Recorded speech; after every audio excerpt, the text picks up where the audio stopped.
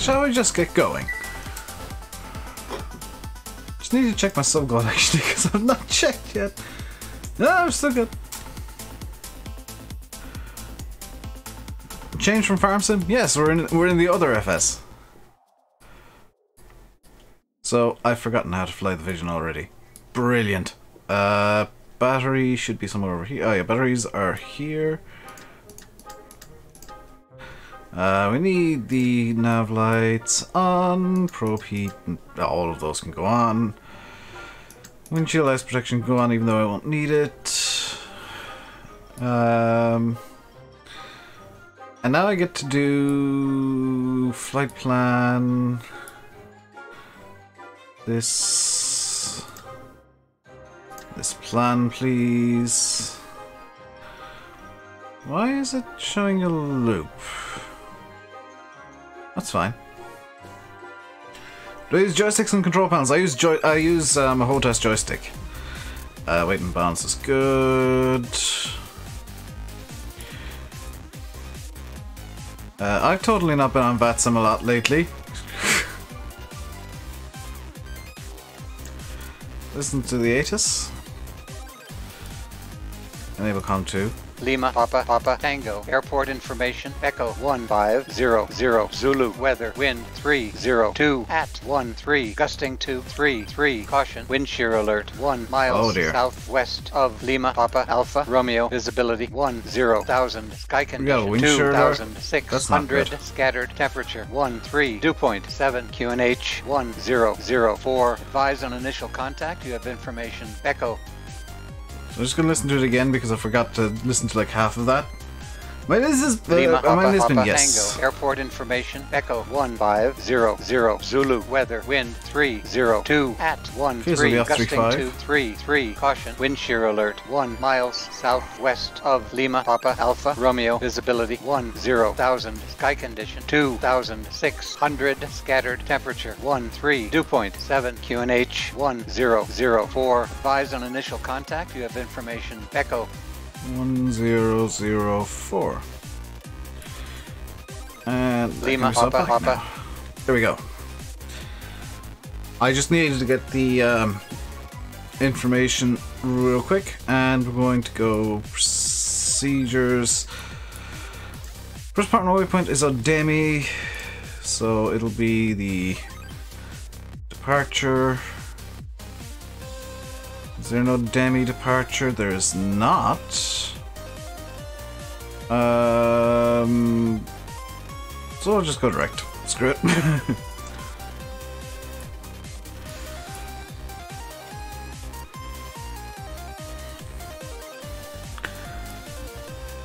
And without further ado, let's not get the engine running because let's get the engine running. It should run.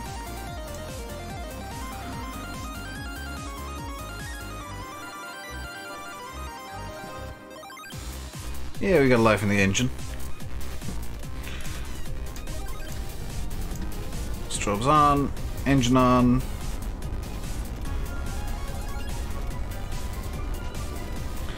And our altitude is going to be flight level, no.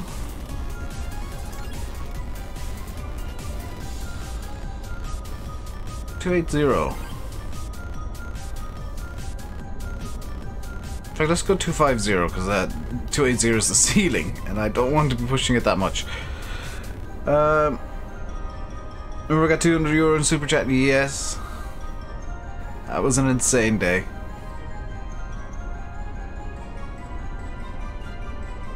You thought it was Farm Sim, forgot I was doing this. Yeah, it's been a couple of weeks.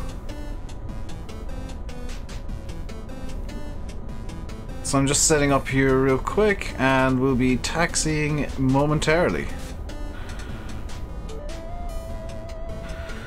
Let's go up to 24,000 feet. And I'm gonna need Avatab open again so that I can plan my taxi. So it's out here to the... well, to the behind, so either direction really. and then taxiway down the ramp, essentially down to Kilo. Then on to 3-5. So let's get the brakes off.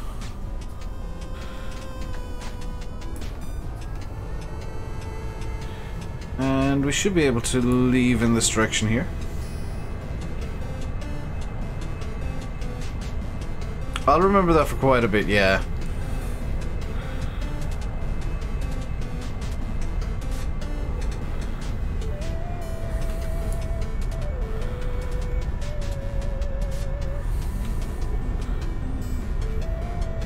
Emirates Plains, as far as the eye can see.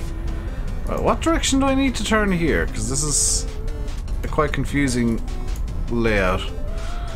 So it is left I need to turn.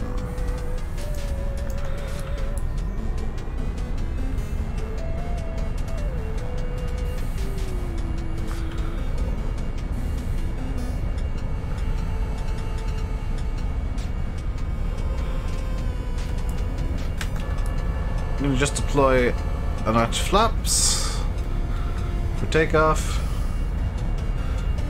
Is there a third person camera? Yeah. You can totally use third person cameras if you so wish.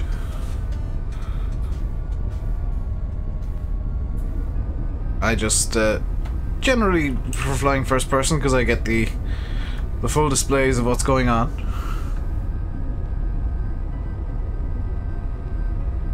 You get the 200 Jag. To be fair, it wasn't one 200-pound super chat. It was two 100-pound super chats, which is still completely insane. Can I take this intersection here? Hang on. Can I? Not this one, but I can take a Yankee. I can totally do a Yankee departure.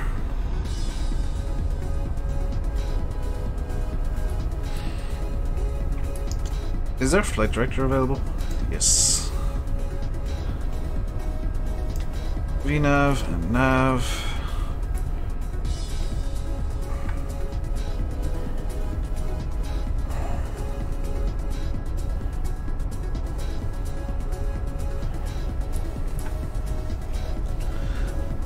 How's this game compared to FSX? Much better. Much more modern. There appears to be two planes inside each other. Something's gone wrong with my scenery.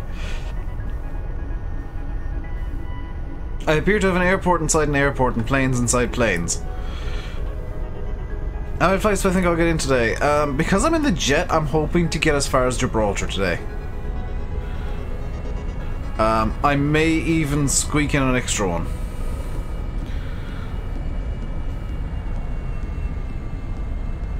But I'm not expecting any more than, you know, 2 flights.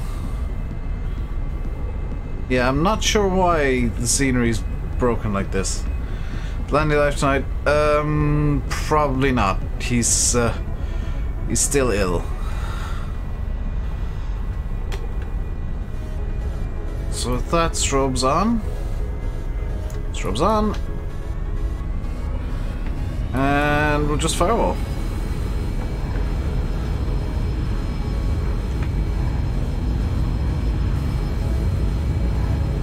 Airspeed's alive.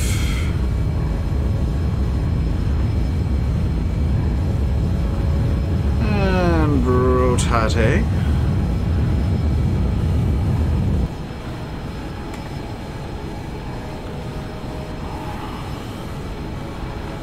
FSE flight not started. Yes, I know I've not started a flight sim economy flight. That's kind of intentional.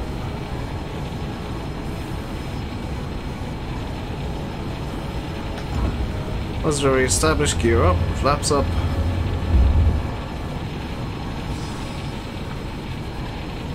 Here's the wind shear. And there's apparently storm in Lisbon at the moment. Good!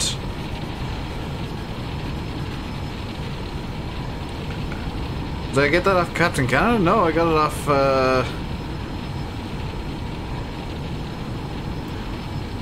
Air Force Proud. Whoa. Okay, there's... wind is a bit extreme, so I'm just going to turn on autopilot and call it good. Autopilot's on. This is now autopilot's problem.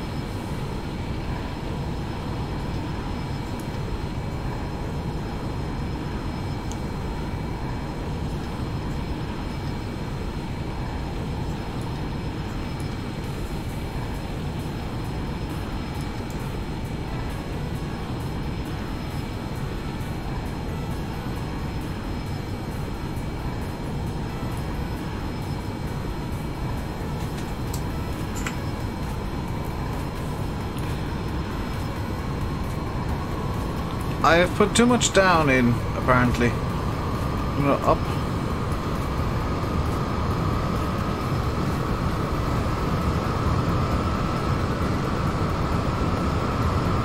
Well, on the bright side, we are now definitely at speed. Can I just do flight level change, please?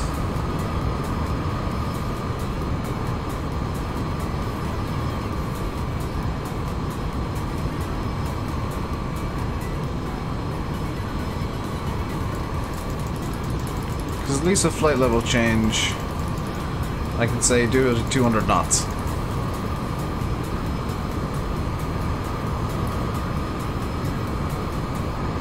The wind is quite intense. Hey Dave. He does that as well? I didn't know that. I don't watch much Captain Canada, actually. Coming through 6,000, so we'll standard out the QNH.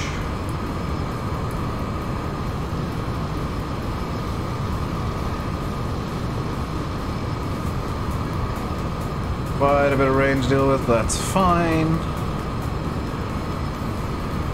And I can now tell you the first flight this evening is down to Rabat in Morocco. Any other crazy donations since Wednesday? Luckily, no. Otherwise, I'd have gone insane. So if I just range out here. We're heading out of Porto currently. We'll be flying over the south of Portugal here. And down to Golf Mike Mike Echo, which is in Rabat, which is the capital of Morocco. After that, comically, we'll be flying up to Gibraltar. And after Gibraltar, I can't remember where we're going. So I'm just going to tab out real quick. After Gibraltar, it's over to Algiers. So I'm just going to do a quick tweak to the route here to reflect the current situation. There we go.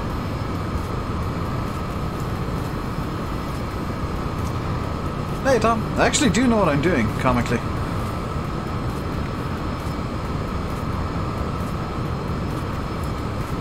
Let's get climbing at 150 knots. This thing can handle it.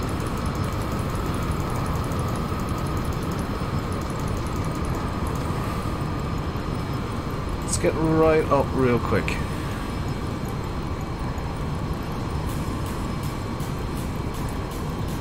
And Pod Select is armed, so we will be doing an altitude hold at 24,000 feet. Let's just ease off the throttle a small bit. Eden 1174.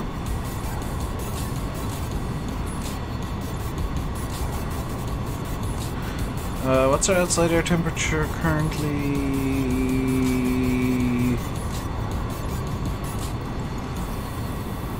It's not saying. Should be saying somewhere on this screen.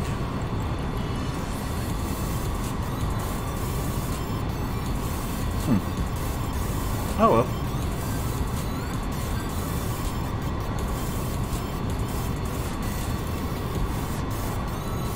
Through 10,000 means that our landing lights can come off. Just gonna turn on full anti-ice just to be a safe side.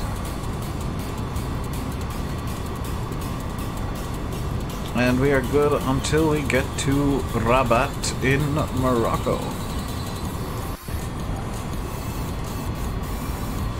We'll have to do a bit of extra stuff en route, but yeah, we got a good climb going, we've got good speed, and pretty good winds as well. 34 knot. No, that's not it. Back. Yeah, 26 knot tailwind with a crosswind element as well, but that's good winds.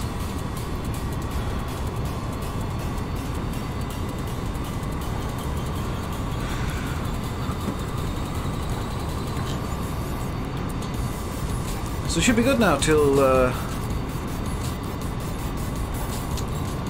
probably 100 miles or so from Rabat. So let's just go back in.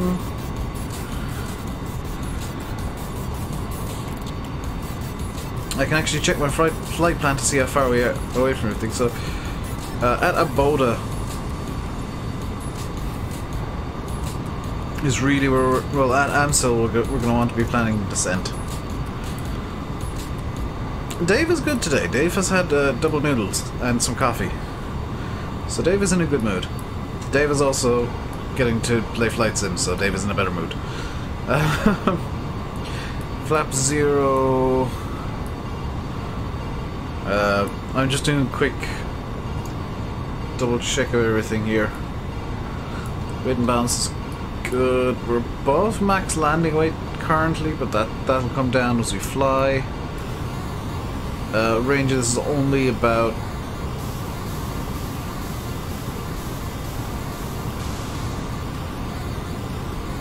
only about 800 miles. This is a 400-mile journey, so we should be good.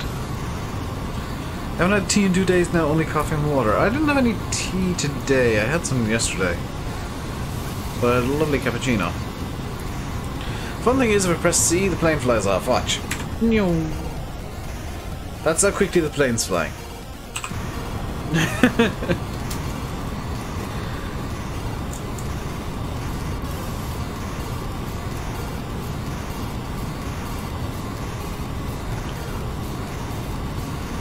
So let's slow our climb and get our speed up to 200 knots.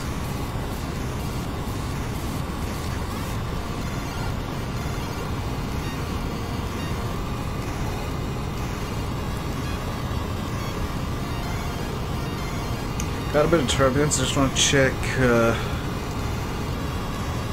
I forgot to load the flight plan.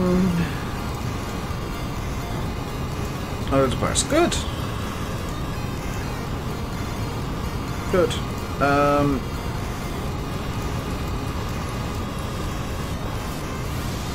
That's why we got turbulence. We got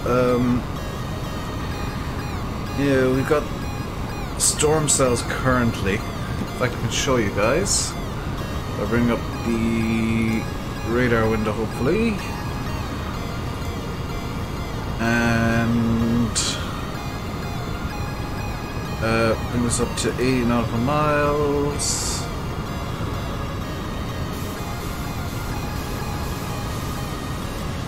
It's only showing terrain. I thought this showed weather too. Terrain. No, it's only. That's only terrain, never mind. I've been using that for weather. Oh, I'm such a fool. So to upgrade the PC, knock at the wheel, then you improve all games, not just a few. Yeah, that's probably the better option, Yanis, to be honest.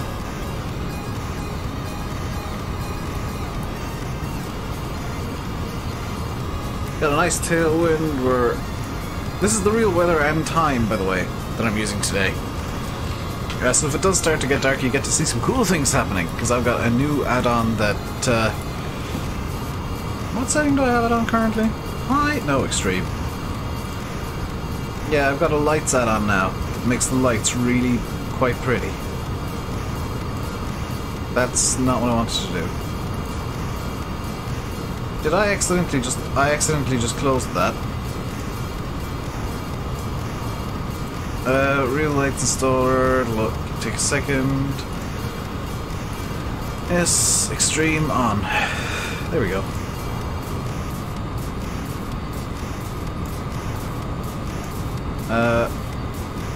Let's see what Project Fly says we're doing here in terms of estimates.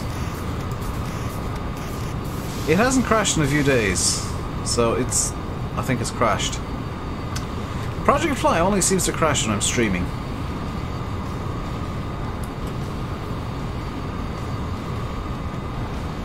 Oh no, it's not crashed, it just took a while to load.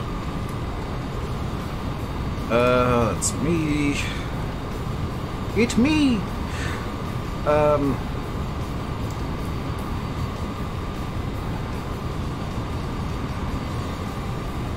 So in terms of flights we're playing for today, I might as well talk about that for a quick bit.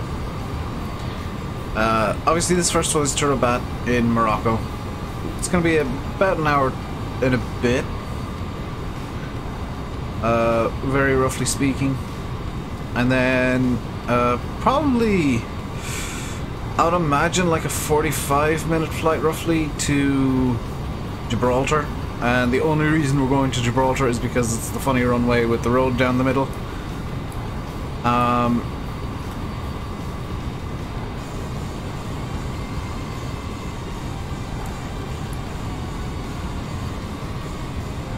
This plane is really struggling with 20 knot crosswind. Wow. Ooh, has X-plane crashed? Nope. That was a worrying minute or two. So Project Fly is saying we're going to be an hour 12 minutes based on our current speed, which is quite low. We're only 221 knots ground speed.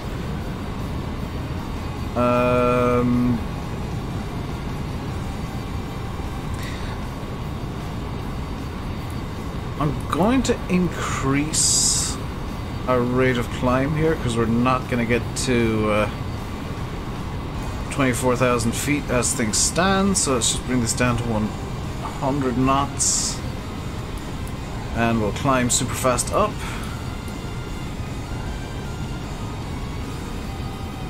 I'm just gonna push a bit more throttle in as well. And we've stalled.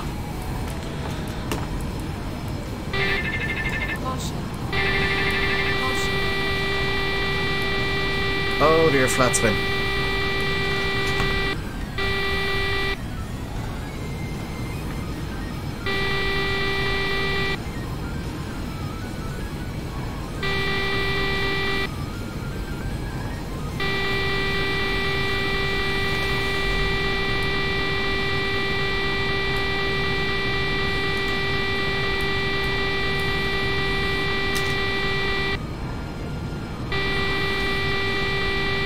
I'm not sure what's happening at the moment. The plane is just flat spinning and I'm not sure why.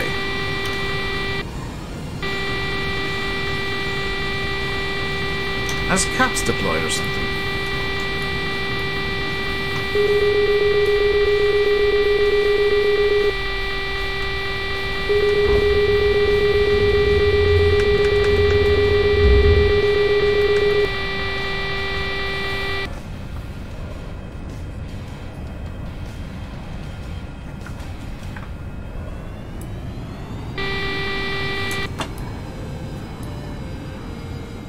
So yeah, caps is now deployed.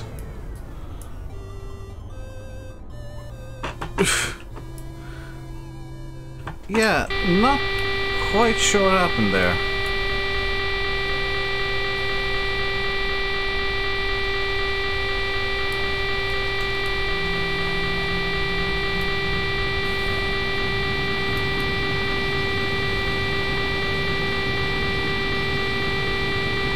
Because like the plane is just refusing to do anything.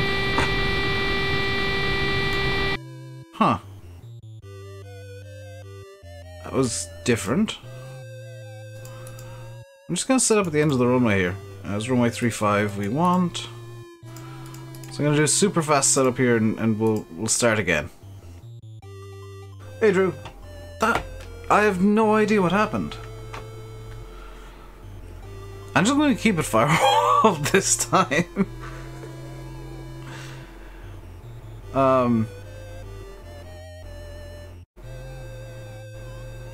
Yeah, that was different. Because I've never got that plane to do a flat spin before. Never got any plane to do a flat spin that was inescapable. Chance testing mods pretty fast right now. Yeah, they've got more QAs than ever. Right, let's just get this plane set up super fast. That.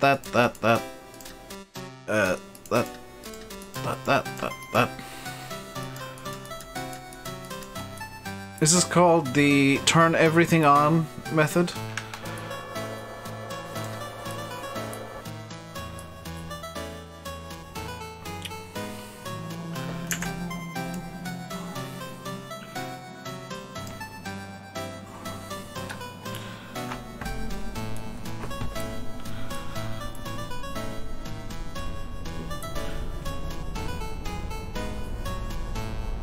I hope you guys are ready to see this thing launch, because I'm gonna firewall the throttle then release the brake.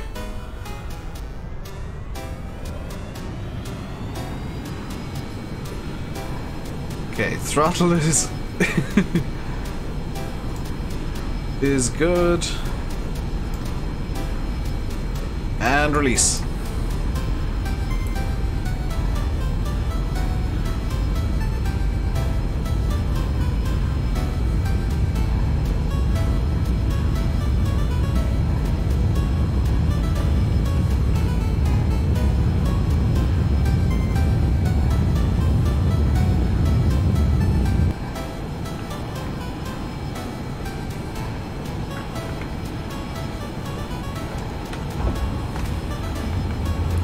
FSE flight not started.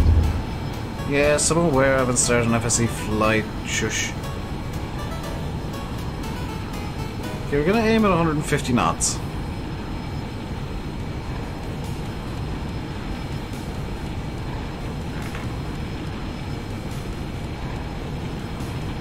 And autopilot can come on.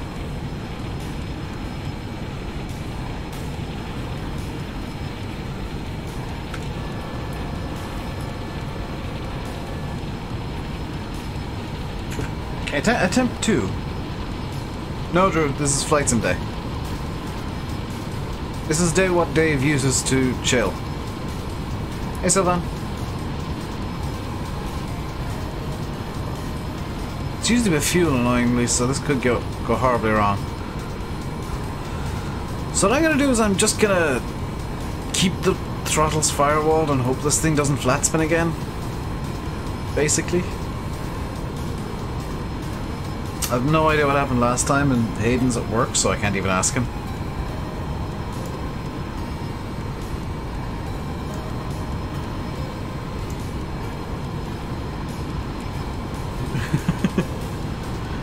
The rare Pedro not banning somebody who tagged him in Discord has happened.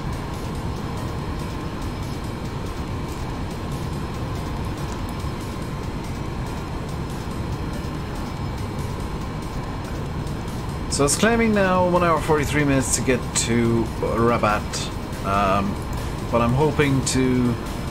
What altitude do I have set? Still to 4,000. Good.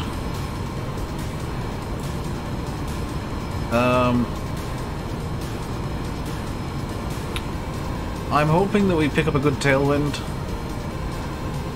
or good winds on the way. I'm just going to keep the throttle firewalled for as long as it'll let me. And hope that it doesn't kill the engine.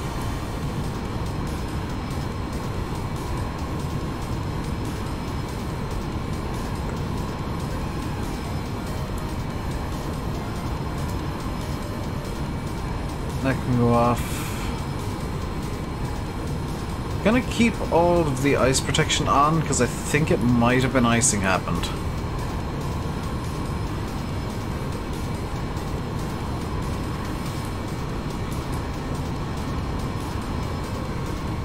So we're gonna climb reasonably fast, but the aim is actually to just... What normally causes flat spins. A massive aerodynamic stall, which shouldn't have happened. The plane wasn't warning me about stall speeds.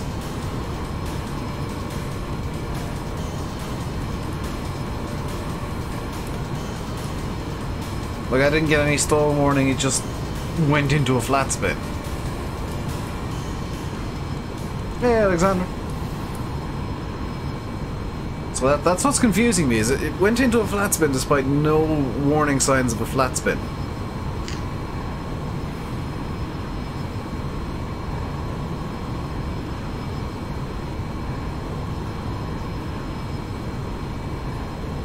What probably didn't help is these winds.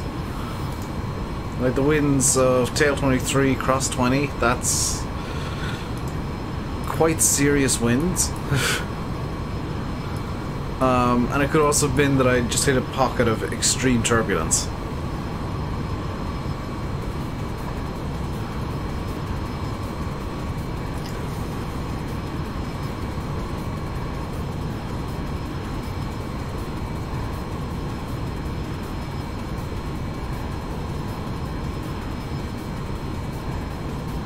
So, plan this time, this attempt at flying the Turabat is, yeah, just keep the throttles firewall, because we're at 98.1% at N1. Engine temperature is a touch high at 1454 Fahrenheit. N2 is basically maxed. But we should be okay.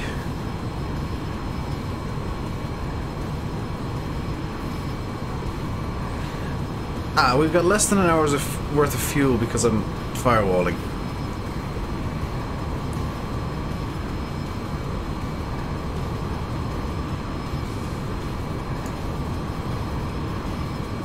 The short circuit, I saw that. Yeah, yeah. And the baby shark fins for next year. Baby shark, do do do do do, baby shark, do do do do do, baby shark, do do do do, baby shark. Baby shark, do do do do do do. Sorry. So we got 128.7 gallons remaining, or 0.5 for 128 gallons remaining. We're using 141 per hour. So as things stand, we have less than an hour's worth of fuel. And that's primarily because we're just trying to launch this plane.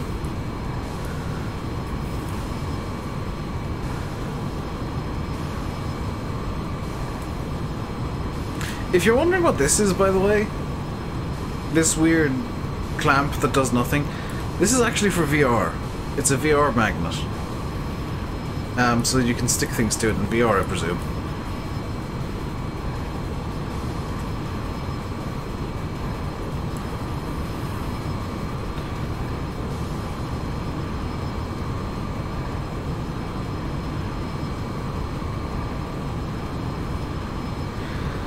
I'm slightly concerned. By the way, local time in Portugal is actually the same as Irish/UK time.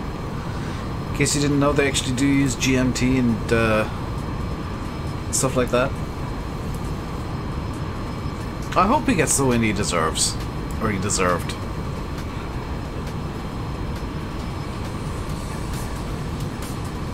So how are we doing on elevators? A lot of down pitch, that's good. Still kind of on takeoff pitch for the elevator, which is really good. We're not kind of going excessive either way. Holding 150 knots, 1400 feet per minute climb, 17,000 feet. We're doing well so far. And we're actually higher than we were at this point in the last attempt, so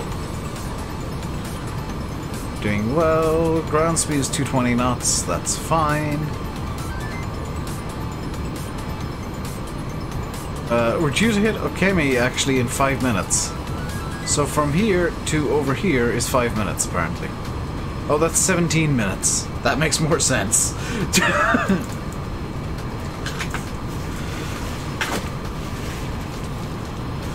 That makes a lot more sense.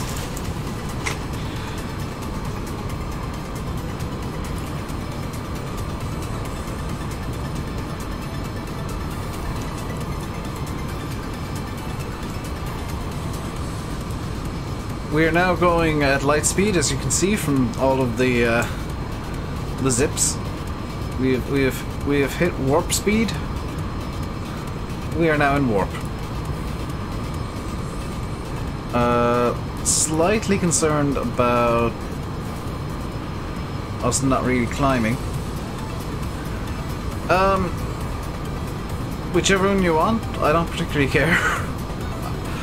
I don't want to particularly talk about Farm Sim today, to be honest.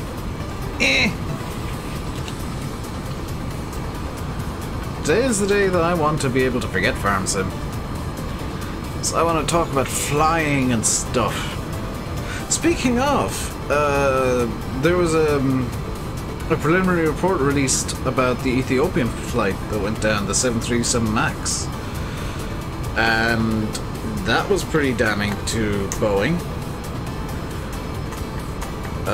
That the pilots did exactly what Boeing said they should, and the plane still was uncontrollable, so... yeah, the 737 MAX probably isn't going to be flying anytime soon. Because the pilots did all the procedures correctly, and the plane still crashed.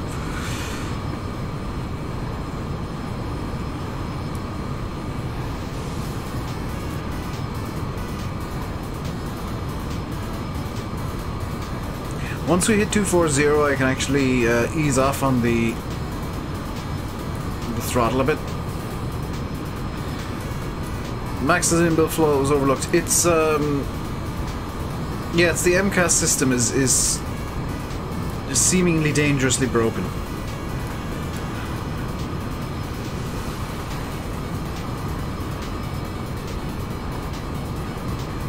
It's not going to be the end of Boeing. It's probably the end of the 737 MAX as a viable aircraft. It'll damage Boeing for sure. Like, it's not going to do any good to their stock prices, but it's not going to kill them.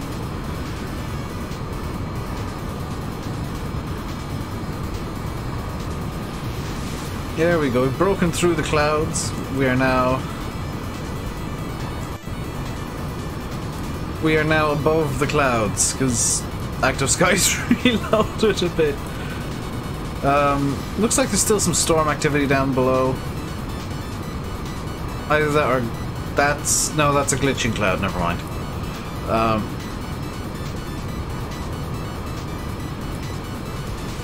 Yeah, this is a bit of an odd plane because it just has the one engine on top, and it looks a bit like a dolphin, as was pointed out last time I flew the Cirrus.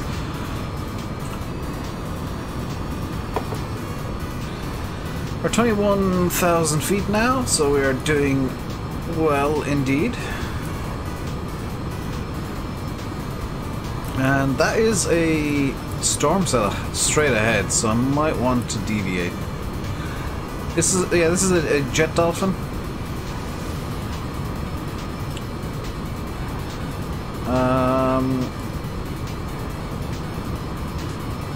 Just gonna set my heading bug to 166.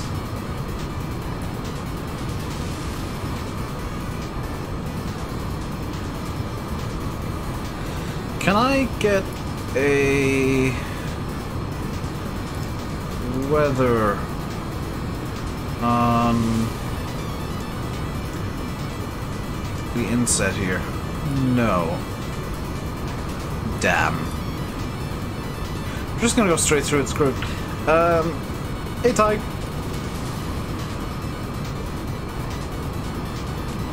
Probably shouldn't, because this is a cumulonimbus. This is a storm cell cloud right here. Is this an actual plane in real life? Look up Cirrus Vision SF50. It's actually Vision Jet SF50. It is a 100% real plane. As flown by, on YouTube, Cirrus Max.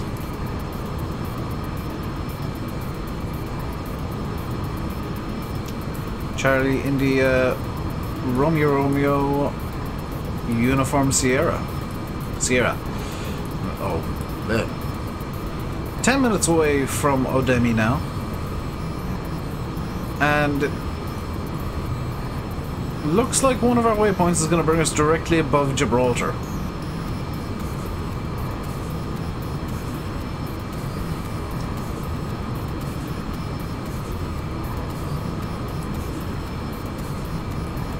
Ground speed 244 knots. Hey, PS4.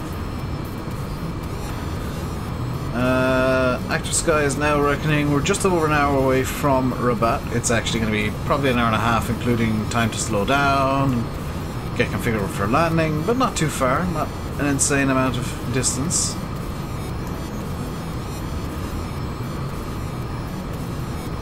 I'm sorry, I'm just... Somebody on VATSIM is flying from Palma de Mallorca, which is definitely a Spanish territory, to Gibraltar. That is not something that happens in real life ever.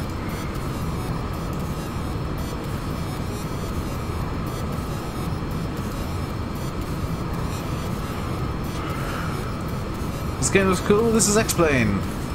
This is what myself and Hayden, aka PlaneBot, talk about so much.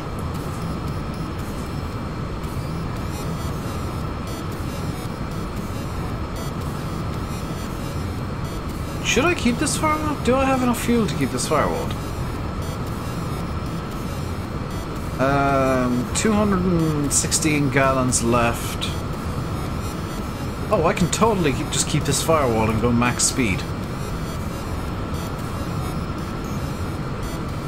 Let's do that. Zero up to 283 knots. This is now going to reduce our flight time massively by doing this.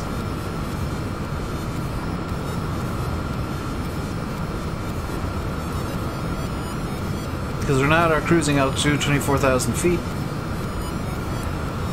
I'm going to look up some charts for the Rabat airport. So let's have a look here. Golf, Mike, Echo. Saleh. Wrong chart. Airport info. We're going to want arrivals.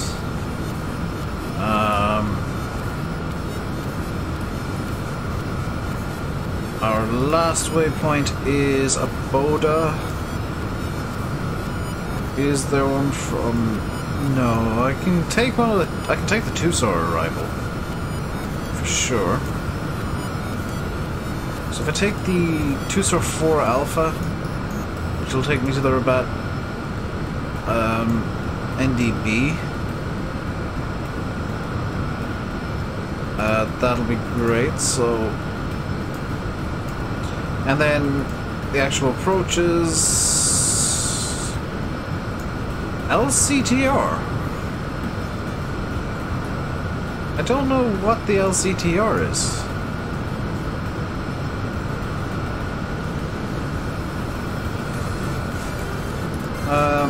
So it's looking like... I can check. 025.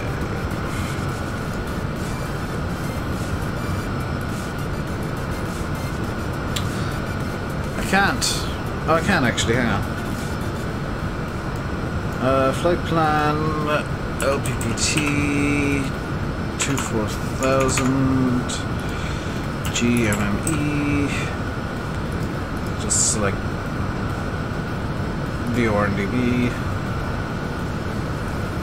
Now I can go 122025. Golf, Mike, Echo, airport information, Kilo 1603, Zulu, weather, wind 298 at 11, visibility 1, Golf, Mike, Echo, airport information, Kilo 1600, Zulu, weather, wind 301 at 11, visibility 6,000, sky condition 1,500, scattered 1,500, scattered, temperature 15, dew point 8, QNH 1010, advise on initial contact, you have information, Kilo.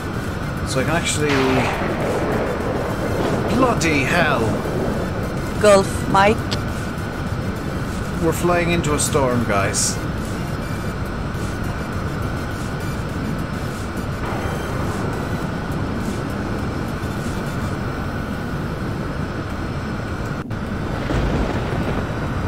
This is something you should never ever do. We're flying directly through a storm.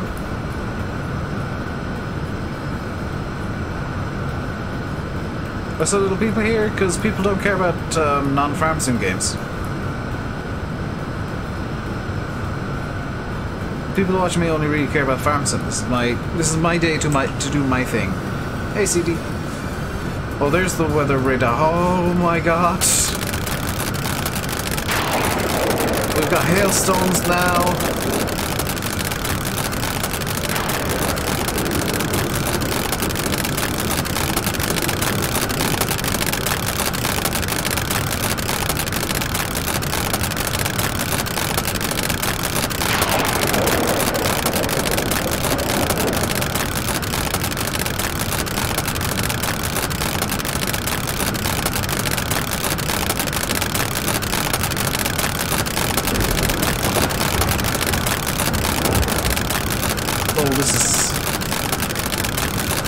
This is unnerving.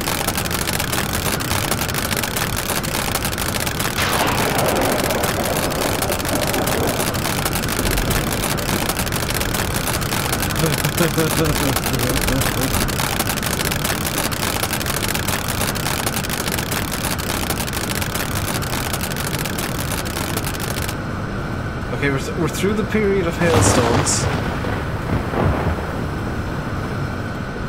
Not through the storm. Luckily we don't seem to be having much turbulence.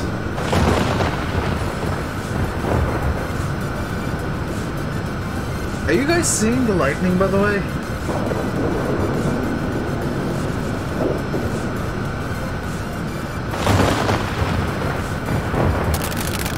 More hailstones. Has the plane not messed up yet?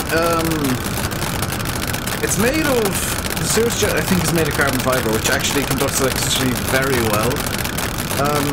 So it just comes in. We'll say if the plane were to get struck, I'm going to go out into the external view real quick. JSV will do. If the plane were to get struck in the nose here, like all the electricity would just go straight through the plane and come out probably down here or at the back here.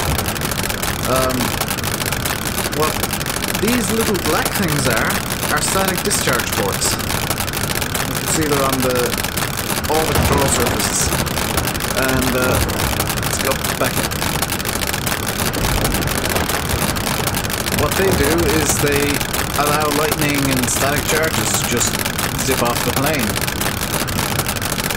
and they'd be doing that. Oh no, turbulence!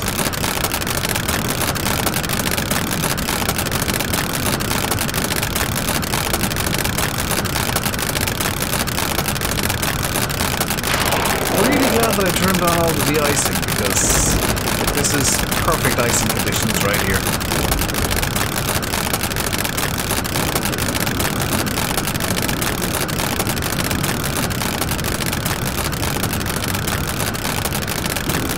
And I apologize for the sound of popcorn. That is actually the game doing that.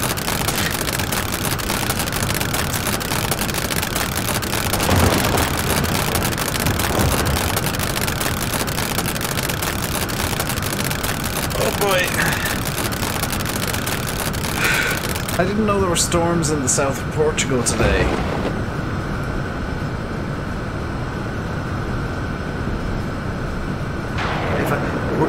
We've just flown through... Oh, I shouldn't have done that. You're never supposed to fly through red areas. Can I... Yeah, let's get an X-ray up on this.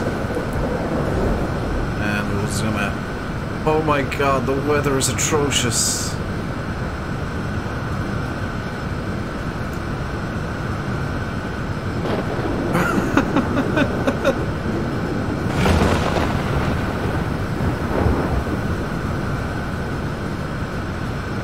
All this red is places I shouldn't be flying. And it looks like there is a bit of red directly over Gibraltar. So the Gibraltar approach might be a bit of fun today. Especially depending on winds.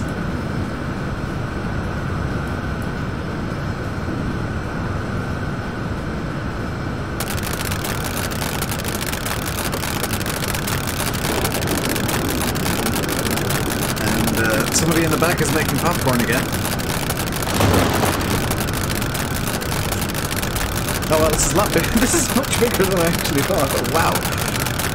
I didn't realize this had room for 6 passengers, effectively.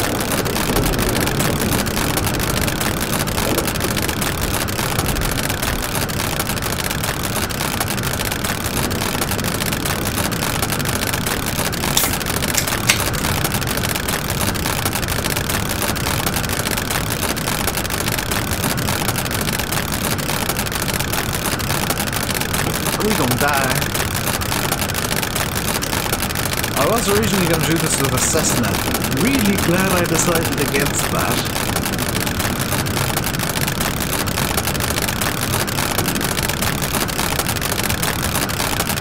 Really quite glad I decided against the Cessna idea. I don't think there's any altitude I can get to that will avoid this storm. So all I can do is just push on briskly through it. We should be leaving this cell momentarily, though. In fact, we're leaving this cell as I say that. There's still a few cells we'll need to fly through, but we should be good for a little while. Alexander, believe it or not, that was hailstones. We've just flown directly through the heart of a storm. Because I didn't realise there was a storm today, the south of Spain and southern Portugal. So we're in Spanish airspace, I want to say. And in fact, let me show you on the main display here. Yeah, we're just in between cells. This is a much lighter cell that we're just kind of overflying. So we're over this cell here. That red area there corresponds to probably those very threatening looking clouds. No, those clouds there, I would assume. Because they're just off the wing. Yeah, slightly behind, yeah, that would be those clouds. And the next cell is going to be just as we get to the... Oh god.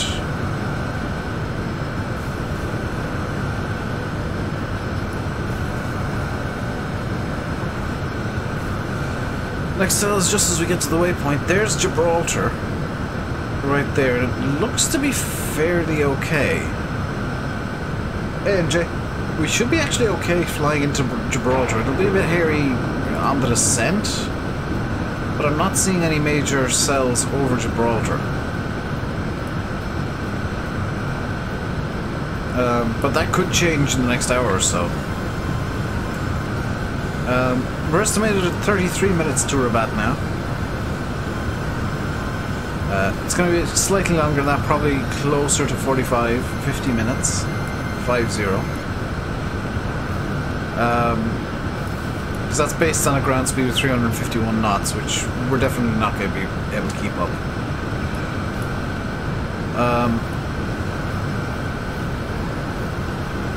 You might notice flying at a wonky angle.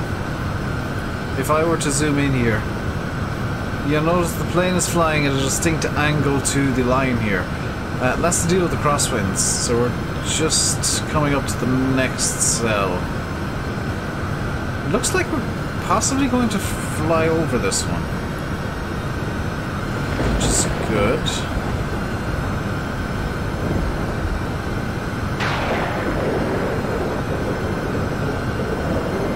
So we're now heading to Amsel. There's more cells in between here and Rabat, but this is going to be the hairy bit. That wasn't even Gibraltar I was looking at. Gibraltar... Hang on. Let's zoom this out. Gibraltar is actually right down here, so I don't know what the weather's like in Gibraltar. Which is slightly concerning. Hey, Strike Snipe. 23 in the morning. Go to bed, dude. So I don't know what the weather's like in Gibraltar. That's going to be our next stop after Rabat. The next rad radar only goes so far away from the plane. No, you're watching me. Fair enough. Good thing you don't have... Yeah, that is definitely a good thing.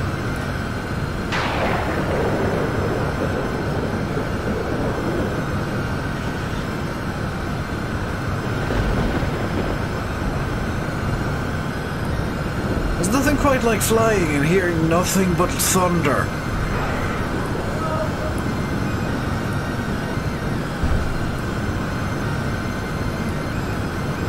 And we're now to... Oh my god. So I just want to show you guys something. See that? Ooh. See that X? That stands for crosswinds. That's winds cutting directly across the plane. That's 45 knots, which is about 60 miles per hour. So we're going to be flying at an extreme jank compared to the... Yeah, we are flying at basically 45 degrees to the line. You're studying for your paramedic career.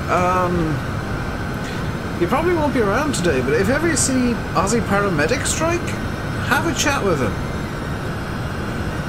He is, I think, still a paramedic in, I can't remember where in Australia, I think it's either Queensland or New South Wales.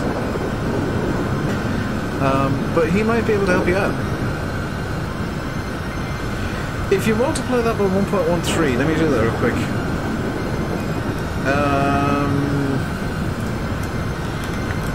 45 times 1.13. It's actually 50 miles an hour. But that's still... Well, that's the kind of winds that will blow you off your feet, really. And that's consistent. We're down to 44 knot crosswinds. It's still a 6 knot tailwind, which is nice. Unfortunately, that does mean it's going to be headwinds heading up to Gibraltar. How do you make money in this game? You don't. Well, there are ways to, and like add-ons you can use. I usually use Flight Sim Economy, FS Economy. But this is just a sim where you pick a plane, pick an airport to fly out of, an airport to fly to, and you link them.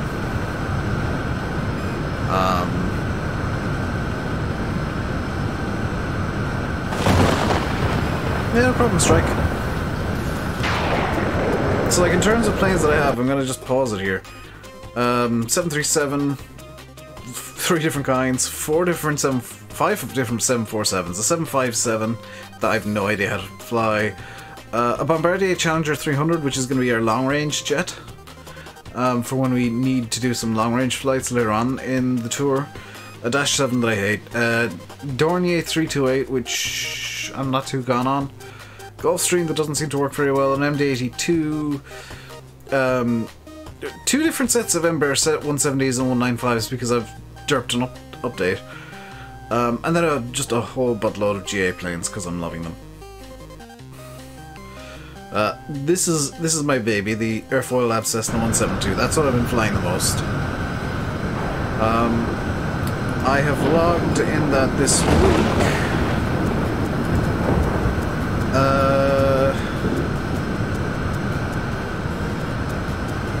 We're at what, the 5th? So since the 1st,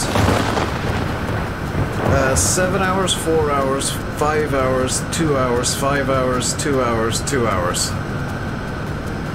So that's what, 12, 13 hours, maybe 14?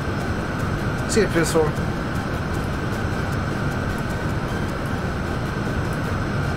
I'm still terrible at landing the Cessna as well.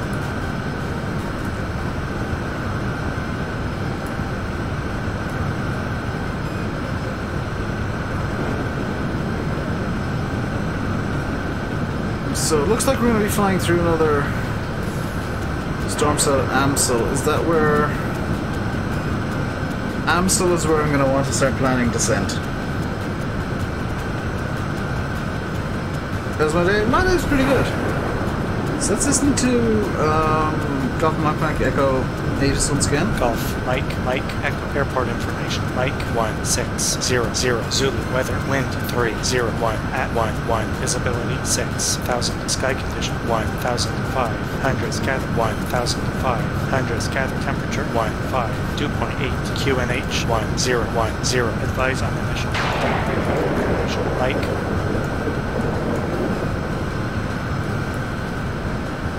Golf. Mike, Echo, airport information. Mike, 1600, Zulu, weather, wind, 301, at 11, visibility, 6,000, sky condition, 1,500, scatter, 1,500, scatter, temperature, 15, dew point 8, QNH, 1010, advise on initial contact that you have information. Mike.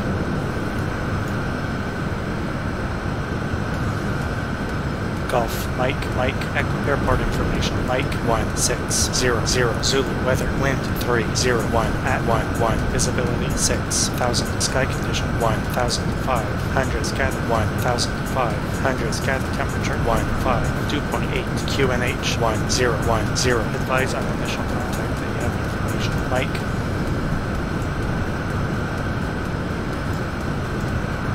Golf. Junior paramedic career, you're also helicopter certified, so you've been air paramedic. I think I think Ozzy's an air paramedic now.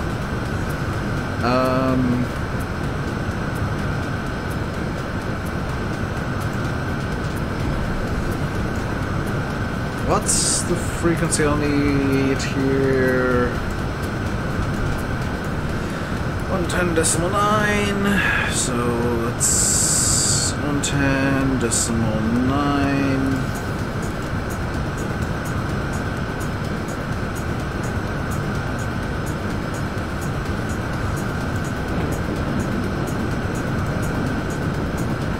And up to 1165.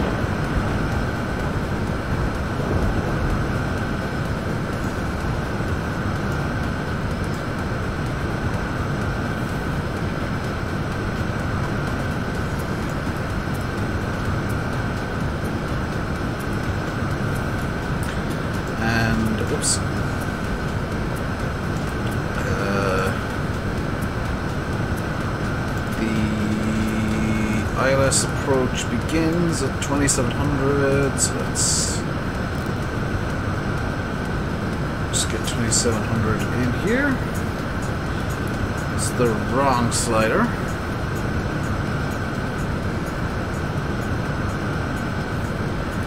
$2700 VNAV.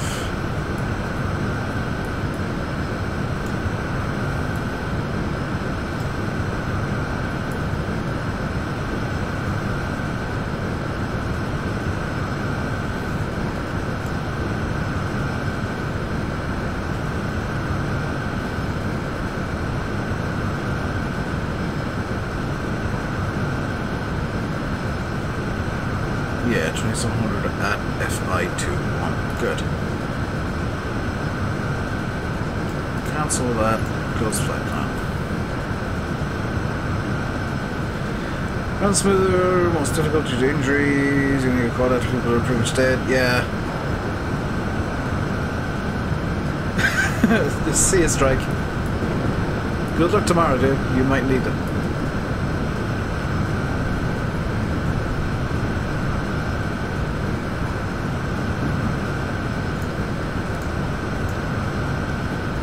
So what are my restrictions at AMSL? Is there one? No restriction at AMSL, but I need to be at 2700 by SBI.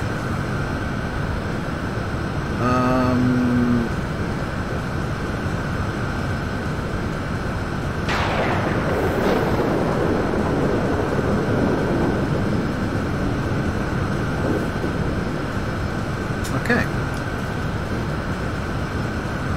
So as we get to AMSL, I'm going to start descending at 1,000 feet per minute. So vertical speed.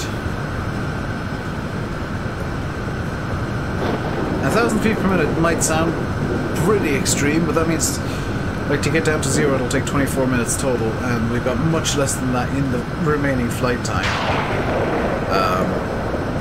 Like estimated time of encounter is 25 minutes.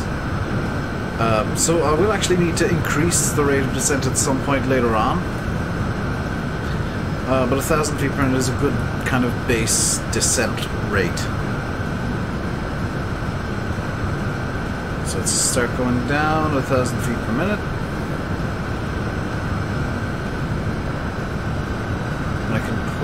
back the throttle, just keep going at 227-ish. Don't mind losing a bit of speed here.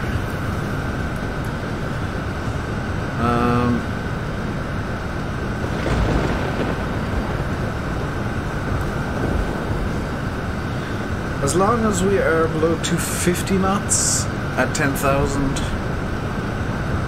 we are perfectly fine, which this thing doesn't really exceed 250, so we should be fine. And it looks like we're actually coming out of the weather now, which is even nicer. Either our active sky hasn't updated yet. Both are just a possibility.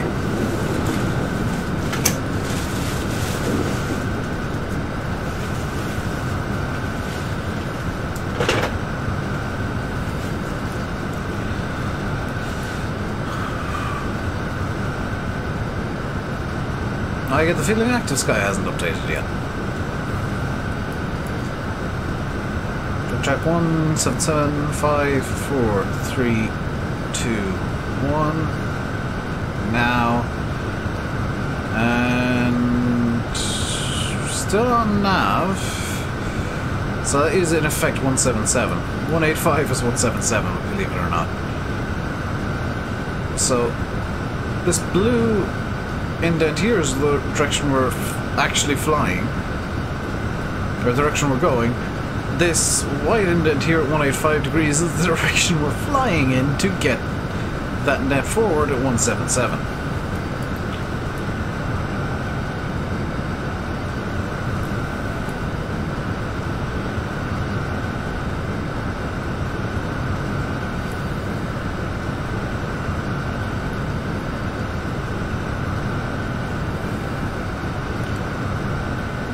I'm hoping VNAV will kick in at some point soon, because I really need VNAV to work.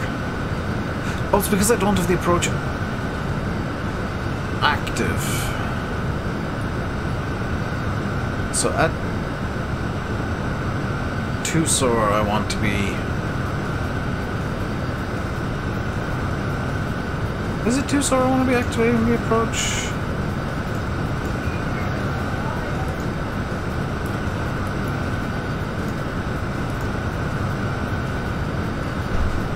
It's inexplicably blanked my flight plan now.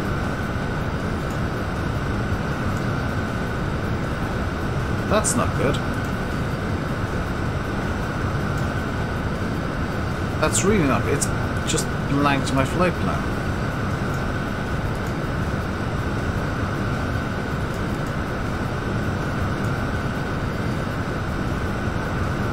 Procedures... Arrival via the 204 Alpha. Load.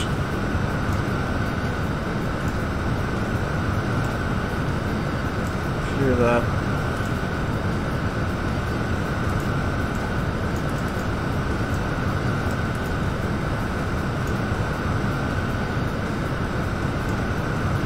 Something's gone wrong.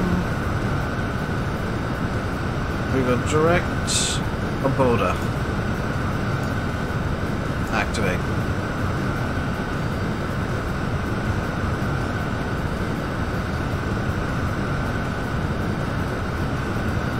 And chat is silent.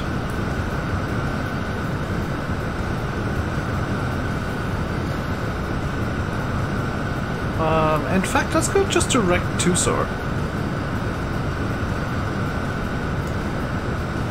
Because that won't make much of a difference.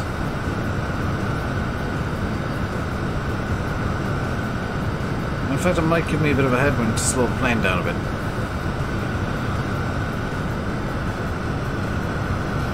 So at this point, I want to crank up to about 1500 feet per minute descent.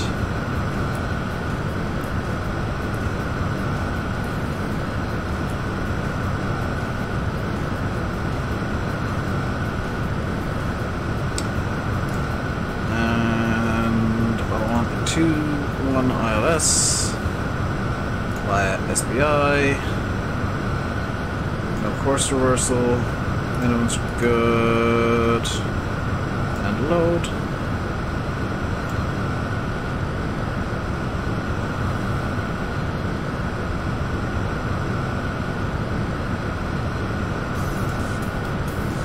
Cruiser activate. Hey, Robert. Am I? I'm doing good. How are you?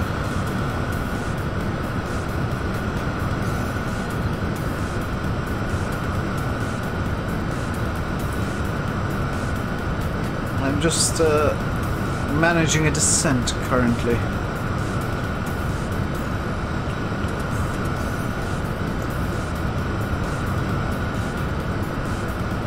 So we now got a 30 knot headwind. That's good. That's going to slow our ground speed down a bit. Going to falsely increase our airspeed comically, but that's kind of fine. 22 minutes out from Rabat, according to this.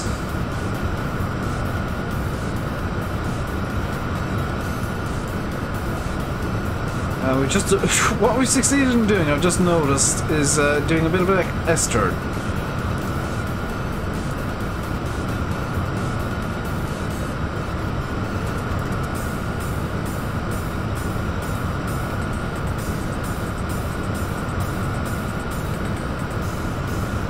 I'll turn on the landing light just so I don't forget later on.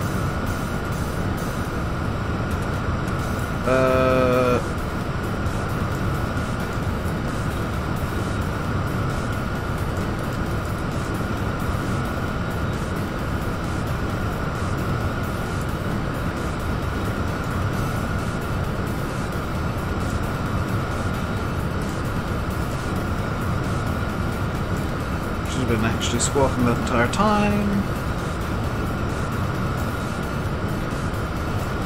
Center bar I want to queue up.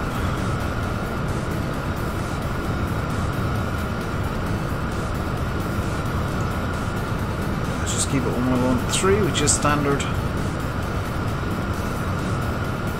How are you doing, Robert? By the way. Don't know how I remember what everything does. The trick is it does the same things in every plane.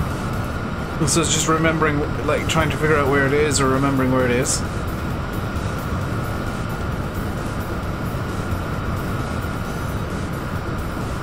Is actually the difficult part. Small bit of turbulence now as we're coming through the cloud layers.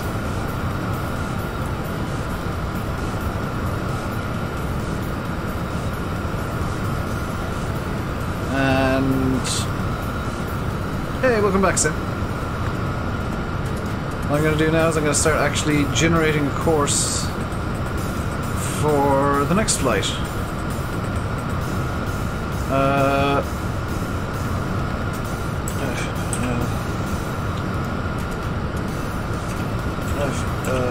FL240, and we're going from Golf Mike Echo. This is where it gets impressive. To Echo Golf November X-ray. No, it's... I forgot what the code is. Easy way to find out. Audio tab, search.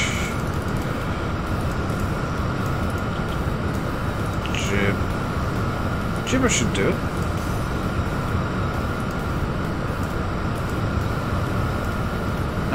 LXGB. Put in East Midlands by mistake. LXGB.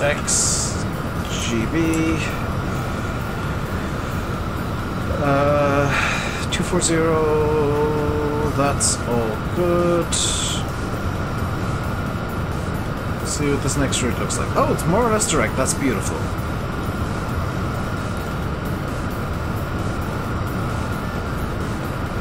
I can actually leave that open because that's going to be our next destination. So the plane should be somewhere up over. Plane's not visible on our chart just yet, which is fine. Any restrictions here? Max 220 knots at the Rabat MDB, that's fine. Oh! Flight level 85 at there, so I can actually set a restriction here at 8,500.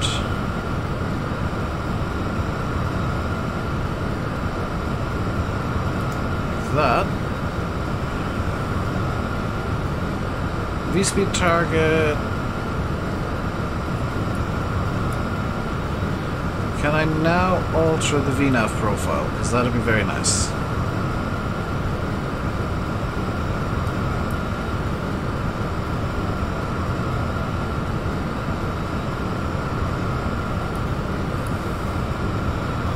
Okay, oh crap.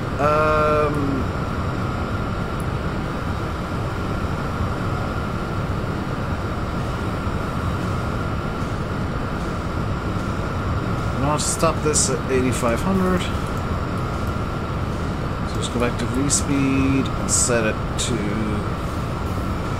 500 down. Should be good.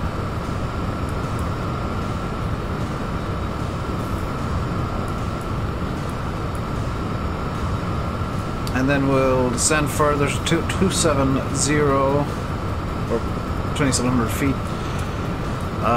for SBI. So I want to actually set SBI to be 2,700. And enter that. And actually D039 or Delta 039 uniform, I will be swapping over and activating our the approach. This is effectively a straight line, and I'll need to make some quick swaps to some stuff. It's approach mode, good. Hey Larry lad. So I can just put a small bit extra throttle in.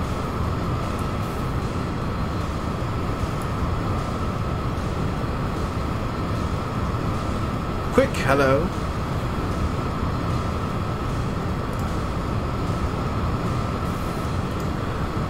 Active Skies, or Project Fly is now telling me we're.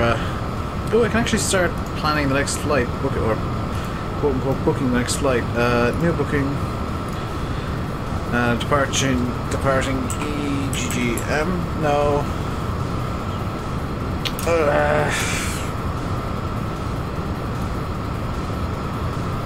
GMME. Oh my god. I've just deployed the gears, that's not what I wanted to do. Gear up. GMM. No. GMME. To arrive. LXGB.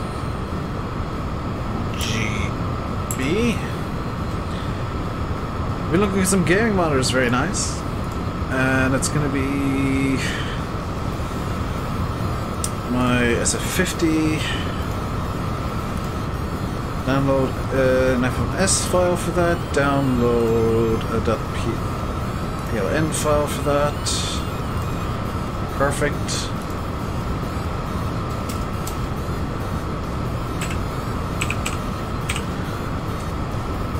Just got that. For plan file. That, and that is ready to go.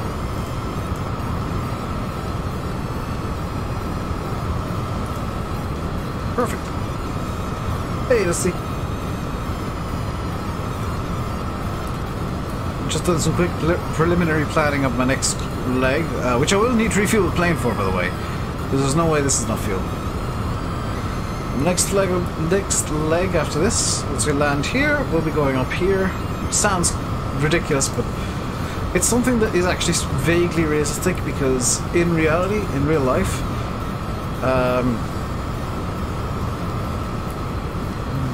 like all around north of this little spot here, north of Gibraltar is all Spanish airspace.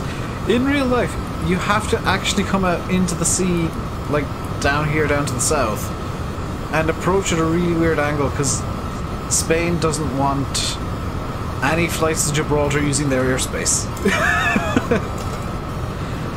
Spain has actually banned all aircraft inbound to Gibraltar from Spanish airspace, on approach at least. So while you can fly in over Spanish airspace, once you're doing the approach, you have to go out of Spanish airspace.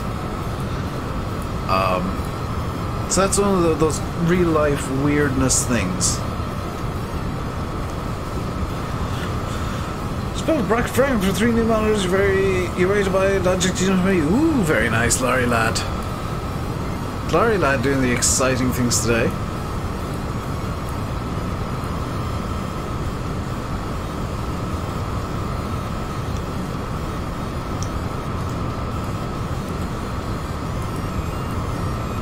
Let's have a look out the door real quick.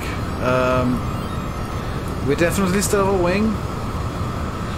Yep, that's all good. Let's close the door again. Does that instantly open? Hang on. Open. Oh no, there's a little animation that plays. Can I trigger it from inside the... no, I'm not going to. Dave is doing silly things again.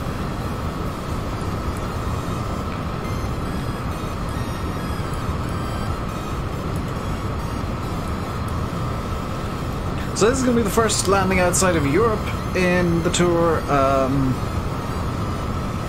and barring Gibraltar and Malta, is it Malta? Yeah, barring Gibraltar and Malta, Gibraltar of course being part of the UK, Malta I think being independent, but it might be part of the UK. It is regarded as its own country, by Wikipedia at least. Barring those two, we are now on the African leg of the tour. We're going to hit every country in Africa, including Cabo Verde. Or Cabo Verde? Cape Verde. The first time that we'll be using the Challenger, 100% for sure. Did I just open the yes? First time we'll be using the Challenger will be in between Tripoli in Libya and N'Djamena in Chad, even, not Mali, Chad, because that is a 3,000 kilometer leg, I think it is. Yeah, 2,300 kilometer leg. It's going to be 100% a Challenger leg, and some of the longer legs will just grab the Challenger, like between Auckland or Wellington even. And I think in Auckland actually. between Wellington and Rarotonga in the Cook Islands, we will be using the jet again, 100% for sure, and possibly on some of the Australian legs. And 110% for sure we'll be using the Challenger between McNary Field in Salem, Oregon, and Daniel K. Inouye International Airport in Honolulu, and between Honolulu and Sacramento. So there are going to be some 100% guaranteed jet legs. Open the door again if you want, look. Door's open. Door's closed. We're under 10,000 foot, so that's actually something that you can do. Let's just get the barrow down to 1010, which is local barrow pressure. Gonna have a bit of a climb here, that's fine. How big are the bezels in them in person? I'm presuming you're talking about the monitors. What plane am I flying? I'm flying a Cirrus Vision Jet SF50. The G1 SF50, because I don't like the G2. Also known as the Dolphin with an engine strapped to its back, because it does kind of look like a dolphin.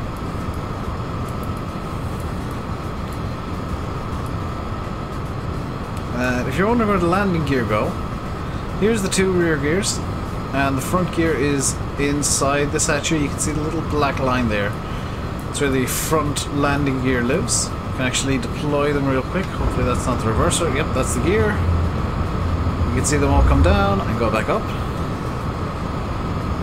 And we have a bit of rain to deal with, apparently, coming into Morocco. What monitors do I have? I've got an Asus one, or an Acer one, and an AOC one. I can't remember the exact numbers and model numbers of them. But I've got mismatched monitors, which annoys me, but that's so be it.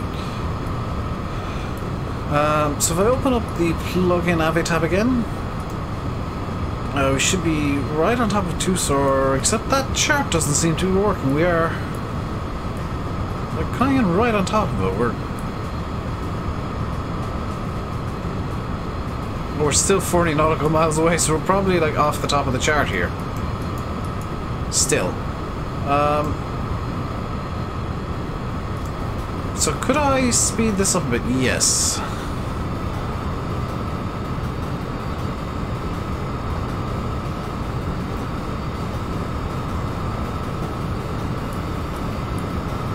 Let's just get a bit more speed into this, because we're still 10 minutes out from Tucson. And the Delta 039 uniform will be good to approach at. It'll be runway 21 in Rabat we'll be approaching.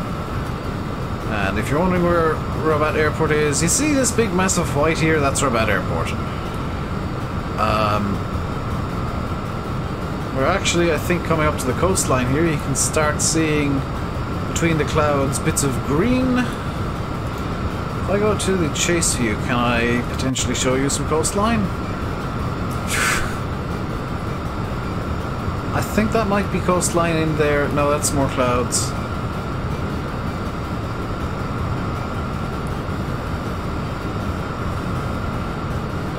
A lot of low-lying clouds today in Morocco.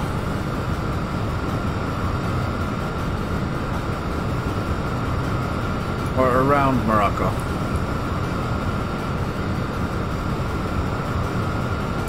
That's all sea. No, I don't think we're going to get much of a glimpse of the coastline just yet. I'm just going to ease off the throttle a small bit. I'm good now.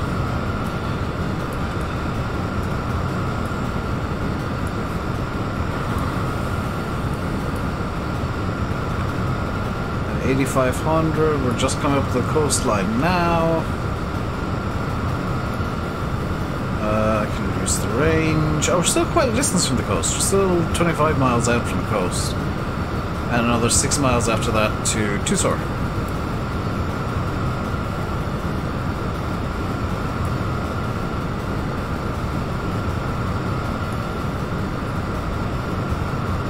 This is one of those phases of flight where you're just kind of waiting for stuff.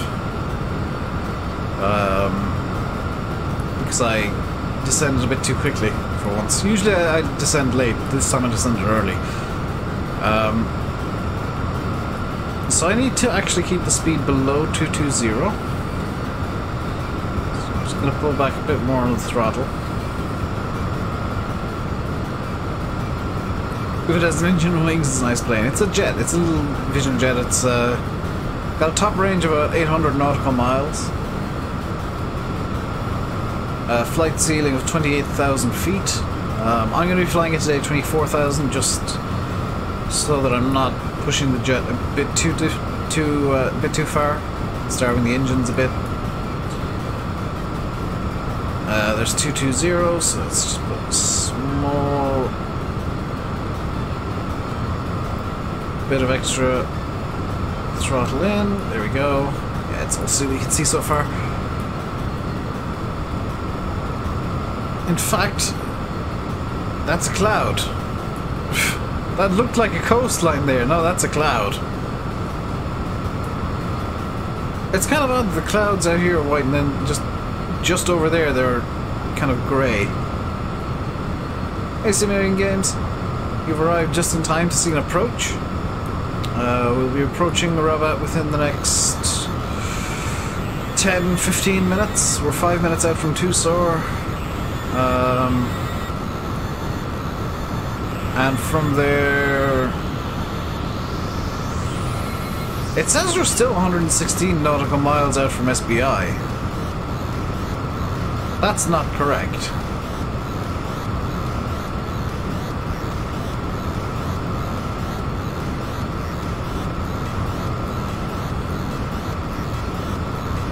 $21.12.12. Yeah, no, that's not correct. 94k subs, 16 watching. Thing is this is like Fridays are usually not great days for farm sim anyway, so I figure if farm sim's not going to do well, why not do something that's going to do even worse? Something that I at least can consistently enjoy and share kind of some of my own personal interests and enthusiasm outside of farm sim and play some flight sim. Oh, Dusty, if you're still here. Heavy is delayed. Heavy delayed as of today, I guess, officially. With seemingly no confirmation from SpaceX yet. But will not be launching Sunday, seemingly. Spaceflight now has changed the schedule from Sunday to early April. Unless they've changed the schedule back. Yeah, no, delayed from April 7th.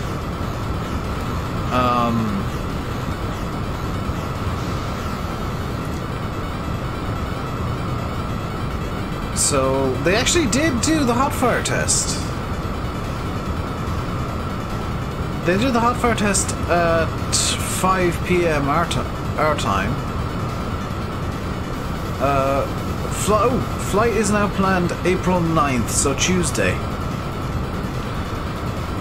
Heavy has been delayed from Sunday to Tuesday. Hot fire happened today. Seems to have been successful. Worked out nicely for Sunday. It worked out perfectly for me as well, because I was like WrestleMania's on, so I'll have been awake at my computer anyway. So I'll just watch WrestleMania in its entirety instead of muting for like an hour to watch Heavy. Hey Dagmar. Random videos, hello.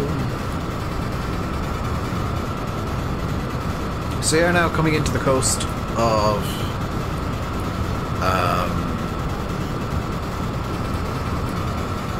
Morocco. Should now be on the chart. Why are we not on this chart? Does this chart not... 12.8, 12.5, 18.1. We should be on or near this chart. We're coming up to Tulsor. Or Tusor. In fact, we're on the chart that shows the ILS. We're going to need to drop altitude very quickly. Holy cow.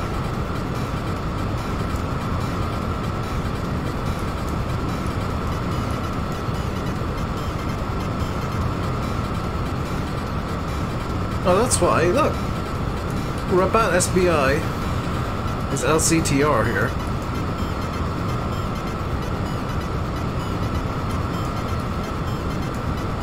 Yeah, so we need to be at 2700 by SBI. So why not then just activate approach? And kick in VNAV.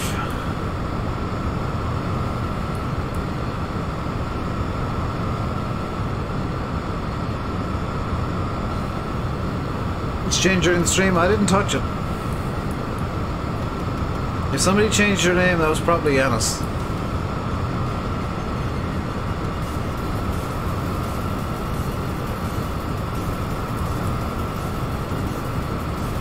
It says we're actually above VNAV right now. We're above profile, which is good.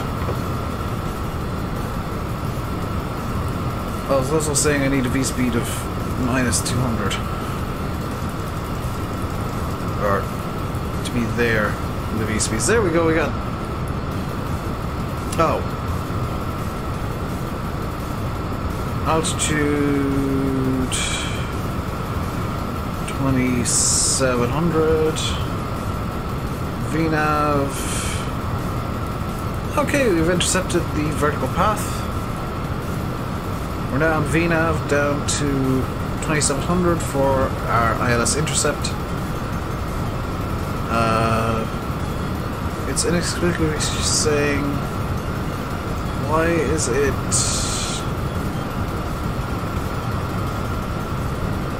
not working? Do I have the wrong frequency in? SBI.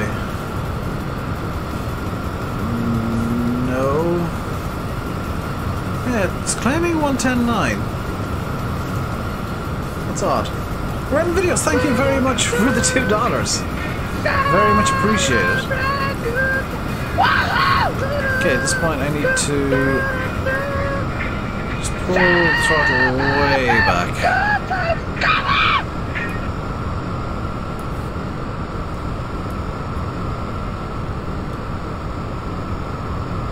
Is it that I need nav2 to be the ILS by any chance? 110.9. No, neither of these is showing up as ILS, which is slightly concerning.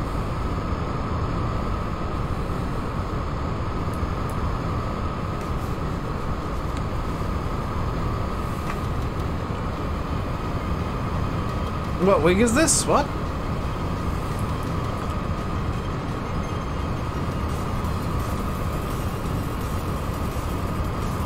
So bar minimums are 450 foot as per the charts.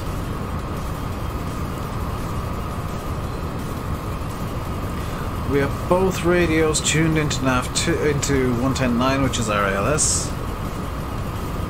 I'm showing the ponytail along here.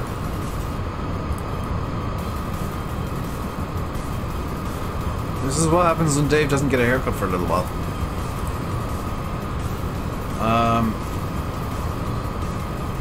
Am I willing to put flaps 1? Let's get down into the wide arc. So we're going to pull out a bit more throttle. A little while? A few months. It's fine. Let's get down to the wide arc because I need to be in there to deploy flaps.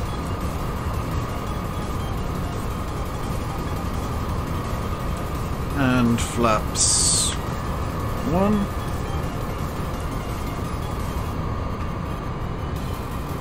Now I can put a bit more throttle back in.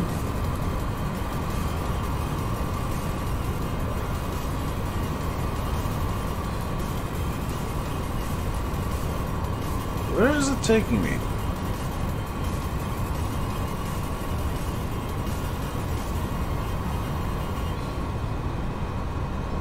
Okay.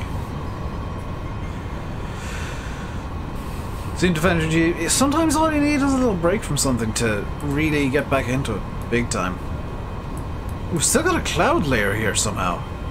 What is... Golf, Mike, Echo, airport information, Papa 170, Zulu, weather, wind 311 at 13, gusting to 23, visibility 6,000, sky condition 1,500, scattered 1,900, scattered, temperature 152.7, QNH 1010, advise on initial contact, you have information, Papa.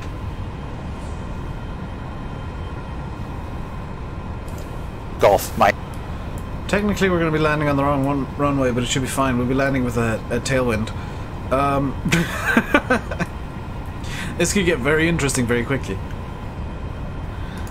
Just out of curiosity, I'm going to load up something here that you guys can't see.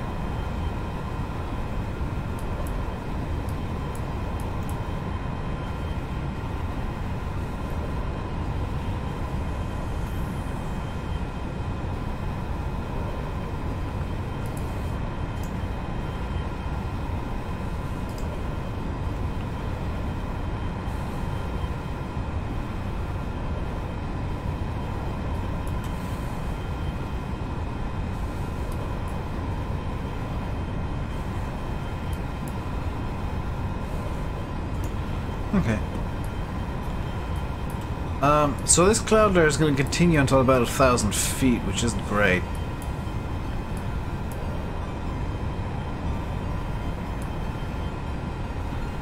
And,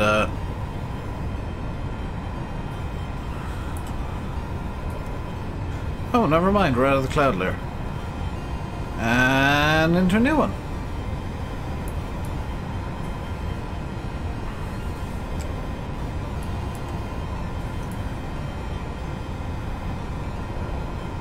So we're just flying over a river right now. That's the range in... Good flight plan. Range zoomed in a bit.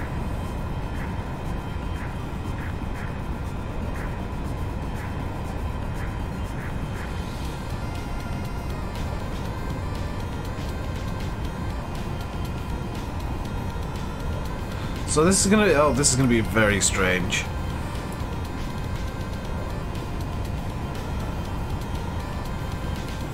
So now we got the ILS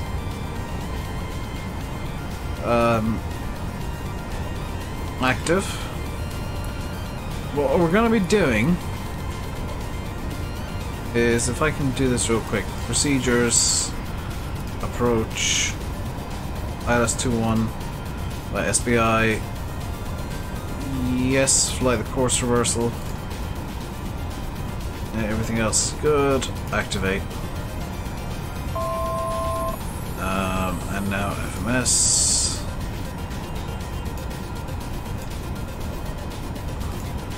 I want to proceed direct to... Do I have space to do this? Yes. Intercept 2-1. At which point we're gonna have a bit more of an extreme dip here. We'll be fine. We've got no topography to worry about around the airport.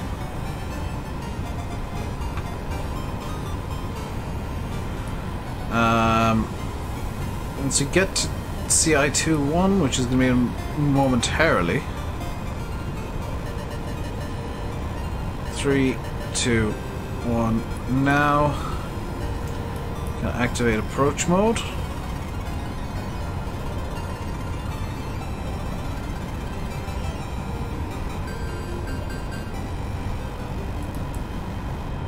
Nav.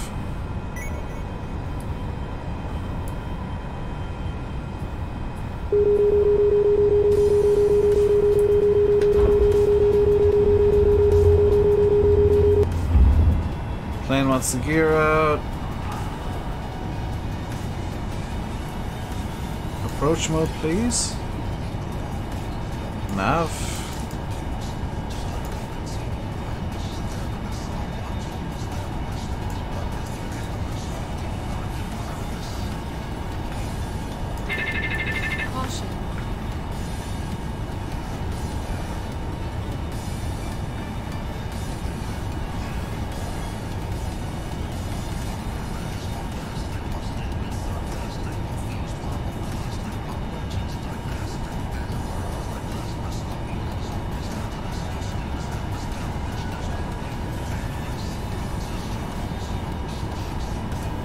There's a reason I'm doing this. Trying to get back on course. Come on. Intercept the localizer.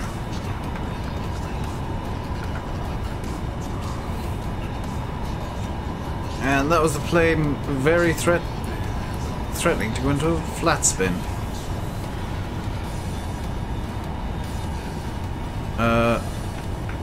And we are... I'm struggling a small bit to keep the plane on course here. So let's just keep it level-ish.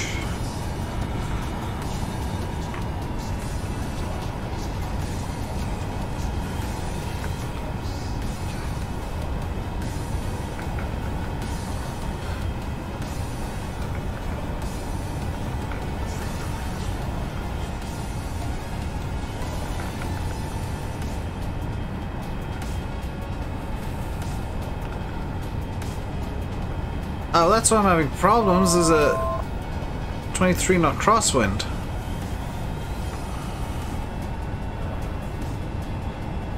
I've got a lot of drag out at the moment.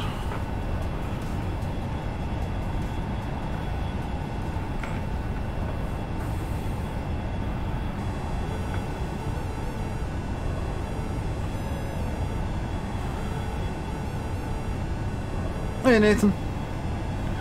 What I'm going to use money for after buying the 2070, I'm probably going to buy a couple more planes for X-Plane, honestly. Just get myself a couple of little treats.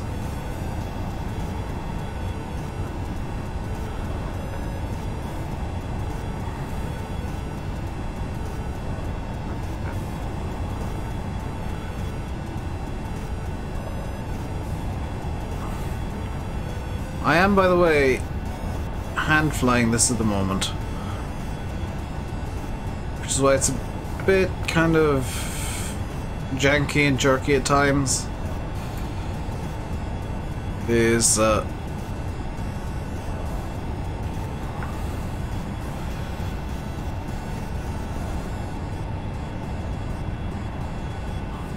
this isn't the most sensitive joystick in the world.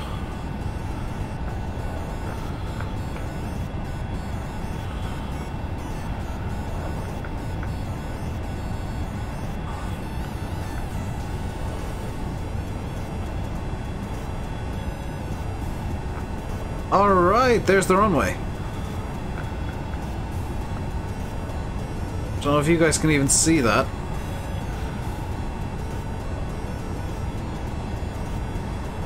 But the runway is in sight. Let's deploy final notch of flaps.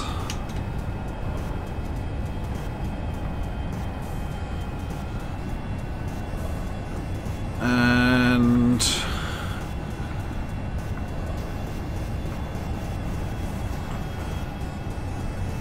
this is going to be a bad landing. I'm telling you guys now, this is going to be a terrible landing.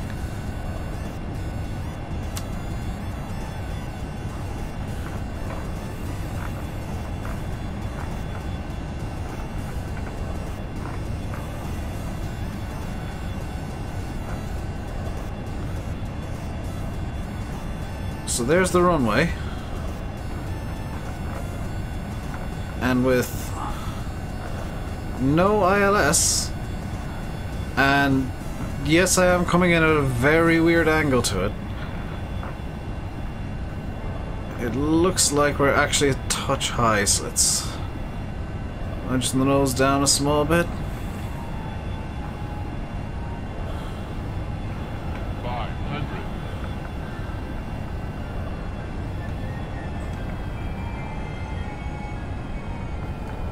Should get a minimums call in a second. No minimums call? Okay.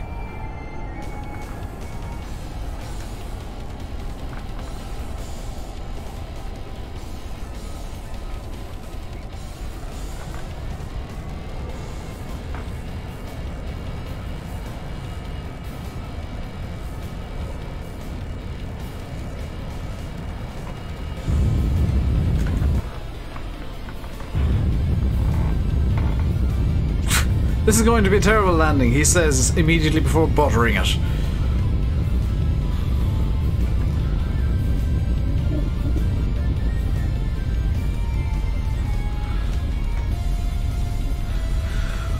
Whew. I'm flying the Max 8. No, this is just a Vision jet.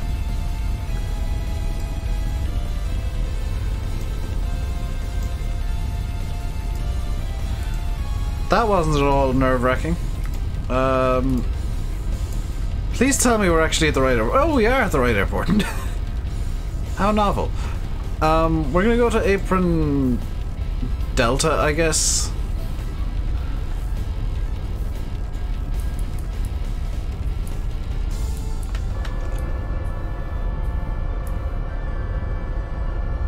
Drifty butter. Yeah, that's what happens when you gotta deal with a pretty strong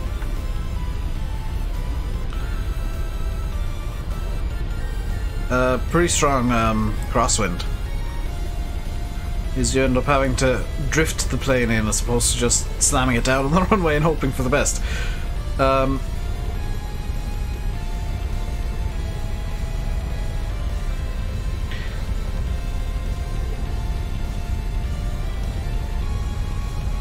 So we're not going to be taking this taxiway that's leading off to the military area. In fact, that one on the left is, or on the right.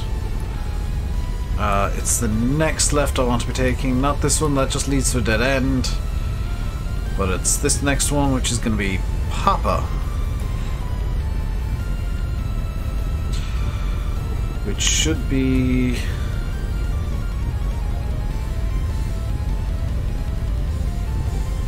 doesn't exist in this version of the airport apparently. So instead we're going to take Quebec 2.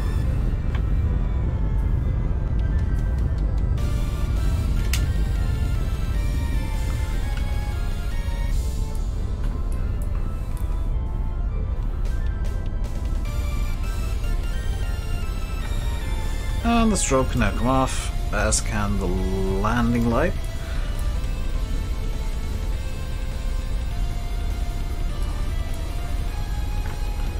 And we'll just taxi our way over to Apron Delta. And we'll be using the Cirrus to get to Gibraltar as well, which is possibly going to be a bit more of an interesting landing.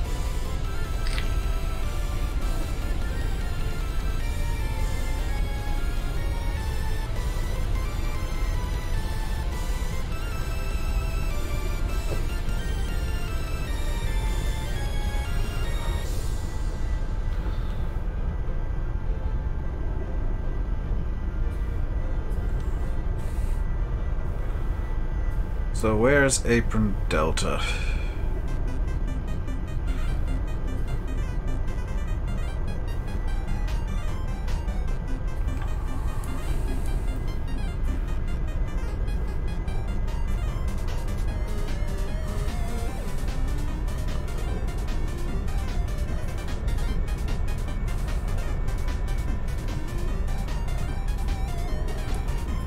So we're going to be turning in and parking up at that Cessna there, that...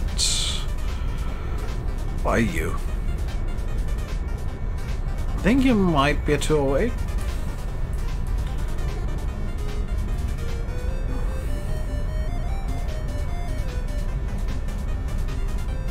It'll only be a short park because I just want to refuel plane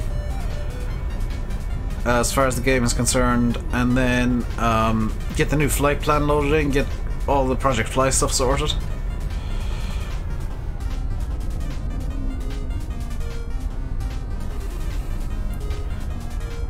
And I'm gonna kind of cheese the taxi out a bit.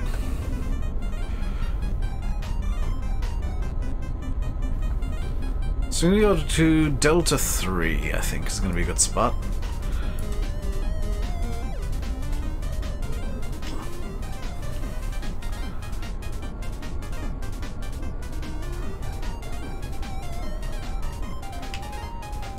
So what I'm going to do is I'm going to leave the batteries running but turn off the engine. While I just do some quick admin work here. Official landing rate according to Project Fly was 73 feet per minute. And bookings, set active. Flight plan. Get rid of that. Over. Oh. Enter. Fantastic. Is there a departure from... Okay, so we're gonna be going northbound. I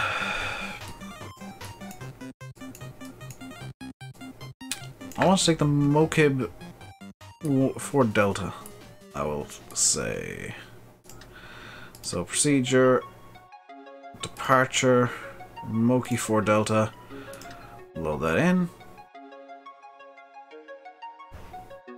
and that's perfect. Now just a quick little tweak here, we balance the fuel, and we're just going to fuel it up. Fly now, and we can get the engine running again.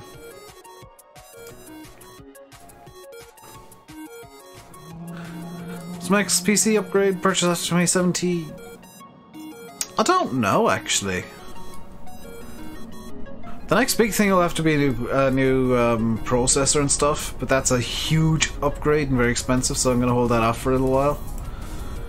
I'm just going to hold the parking brake on for now, just to let the engine run up a bit. Engine's already run up. That's faster than I anticipated. Okay, so away we go.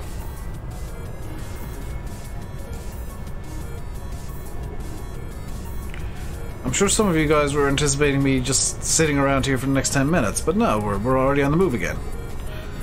And this time we're actually going to take a 03 departure. We're going to go off the other end of the runway. Simply because that's actually what the winds favor. That was a less than perfect landing.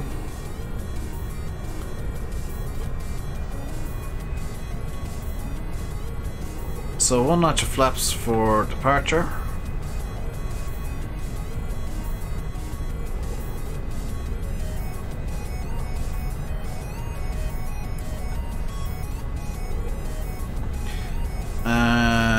gonna want the, not you, you.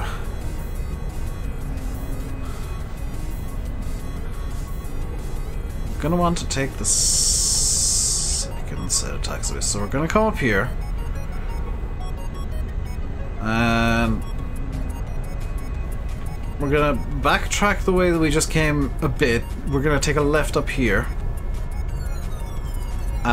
And cross Apron Julie. Do I need to? I could use the Tango 1 intersection. Let's use the Tango... Actually, we could take off from Quebec 2, really. Yeah, there's no need for me to lengthen the runway when I've got a bloody Cirrus. If this is a 737, I would totally be going down to the very end of the runway here and using the full length. But this little Cirrus, I'll probably be off before November here.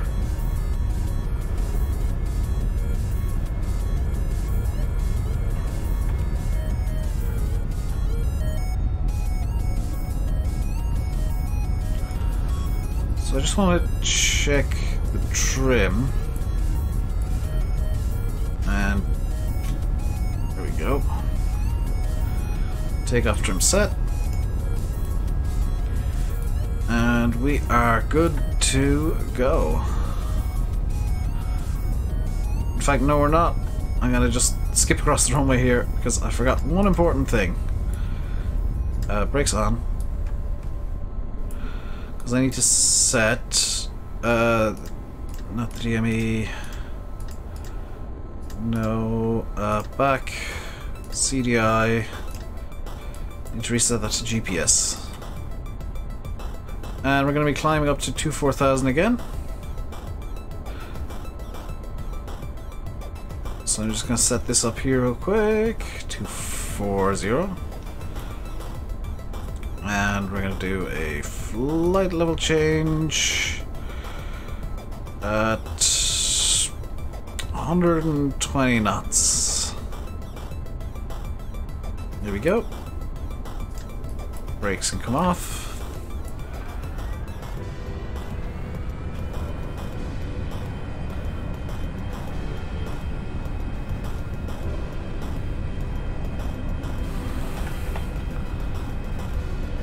And we are good to go. So just watch this as I punch it. 3, 2, 1, and go.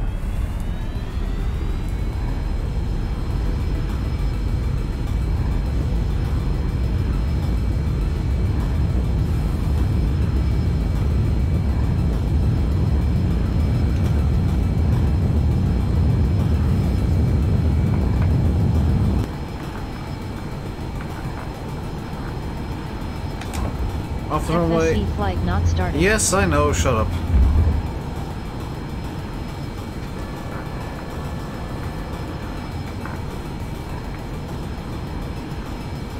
So we're just going to follow the flight path here. Flight director even.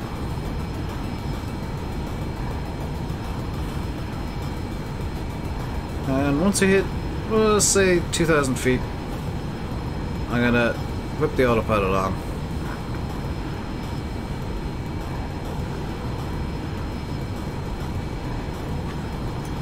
Just take my hand off the throttle now, I'm not gonna need to touch that again. And whoa, okay, that was a bit extreme.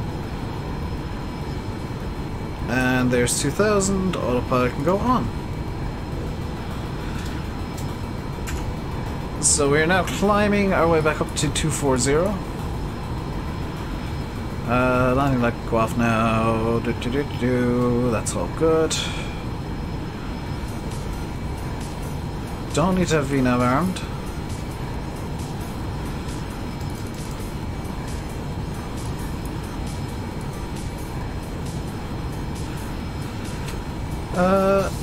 There we go.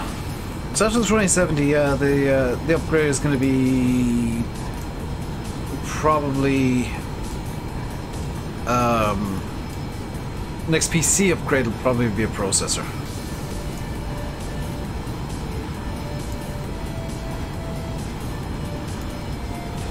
So we are now off to Gibraltar.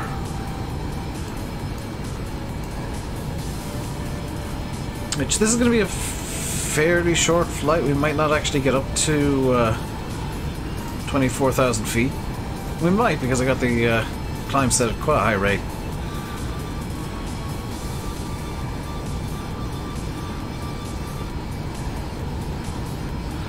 Why is the plane going off in a weird direction? Oh, don't suspend it.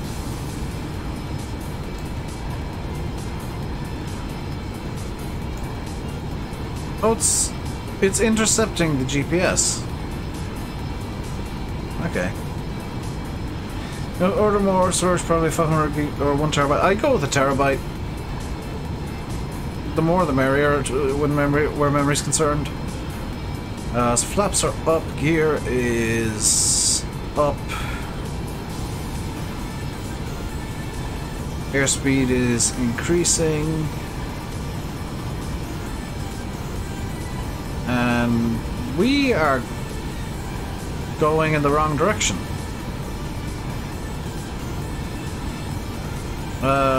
Excuse me, sir, you're supposed to be going in...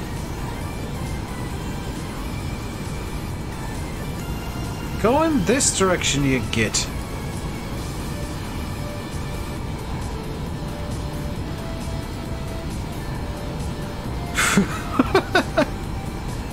Plane just up and decided, I want to fly in the wrong direction for a bit.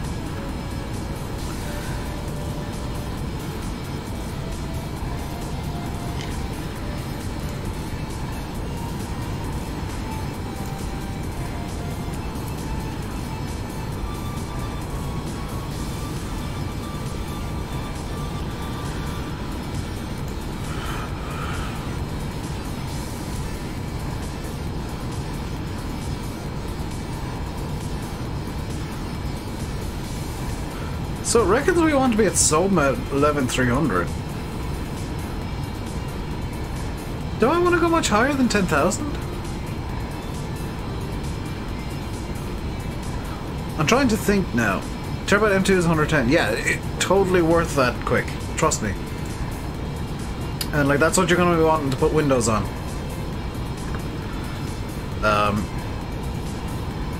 Always better to have Windows on your fastest possible drive.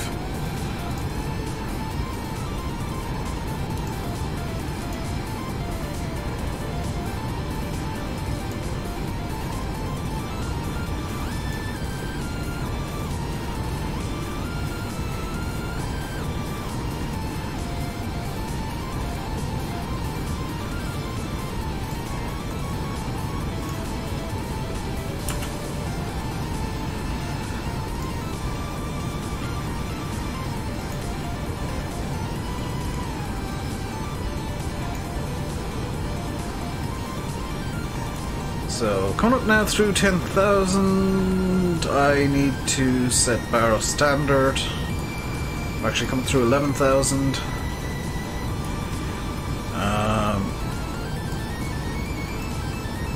I forgot to check this GME to LXGB,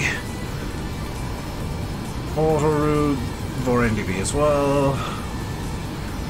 That's fine. Just want to check the weather map for any pyreps and significant weather. We're gonna be coming through some weather on the way by the looks of it, but not much. Nowhere near as bad. After that, you're saving up until after the summer for major upgrades, which is the X370 MB, 60mm IAO, new case, 16 gigs RAM. Do you need a new case though? Like, if everything you have can fit into your existing case and everything you want to get can fit into your existing case, why spend the money on a new case when you've got one that'll be perfectly serviceable? Hey Phantom. This is my question to people, is do you actually need the things that you're buying? PC upgrades, yeah, usually it's a want more than a need. But especially a case. This is always my question. Yours only supports one fan as it's old. There you go. Yeah, the answer is yes then. But I always make sure that, like, if people want to get a new case, that they actually need it. Because I don't see the point in somebody getting a, we'll say, a €100 case when a €20 case can do them just as fine. And the only difference is that the €100 one has some LEDs installed. Like, that's just wasting money for the sake of wasting money. Like, my case is a cheap as chips one, and it works perfectly for my needs. You don't need to spend much on a case. Ever. The only thing that I'd like to do, and I'm not 100% sure if I've got the space to do it, is actually physically move my case to being up behind my screens. Everything there is an upgrade for overclocking capabilities, more RAM. That's the kind of upgrades you want to be doing. But I think my current CPU can deal with things for a little while. I will need to upgrade eventually because I am burning it out of life a lot faster than a standard just gaming user. Because of video rendering and streaming, that does affect the CPU quite a lot. So I will be needing one sooner rather than later, but I'm not in much of a rush to get one. I'll just kind of set money aside as time's going on. Not as heavily as I've been for the graphics card. What do I have? A 4790K currently. That's running turbo mode at about 4.2 GHz. I should do a face reveal. This is my face. Look at my face. It is a face. It is beautiful. It is beardy. It is hairy. It is 90% hair by mass. We'll be back in Farmington tomorrow, yes. I might do some flight sim again on Sunday, because it's going to be a bit of a long weekend for me. And Sunday I'm going to be very heavily in flight sim anyway.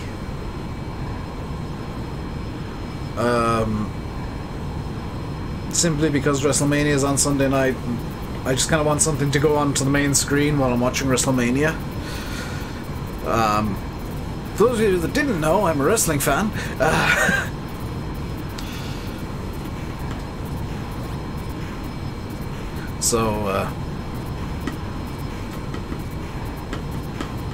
Most YouTubers had a 4790K. Most still do. Like the people who built their PCs back around the same time that I did, unless they're after doing really well with YouTube, probably still have a 4790K.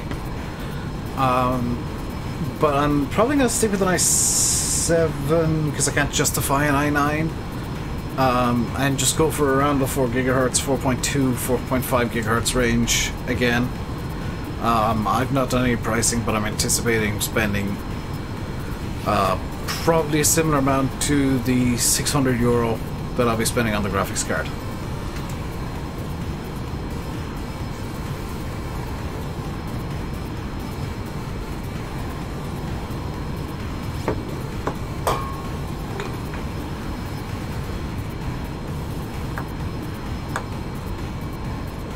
See a Phantom, that's probably the right thing to do if you're being bored by flight sim. I find this very relaxing personally. Like, it can be very boring when you're doing a much longer flight than I'm doing here. Like, this week alone I've done several 5 and 6 hour flights. If they were in jets, they'd definitely be long hauls. I'll need new RAM. I don't think I'll need new RAM. I will need a new motherboard to deal with the chipset. The RAM should be okay, but I will probably like get a RAM upgrade as well, and consider getting slightly better RAM than I have, slightly higher clock speed RAM, and probably go with DDR5 RAM as opposed to what I think I've got now, which is DDR3.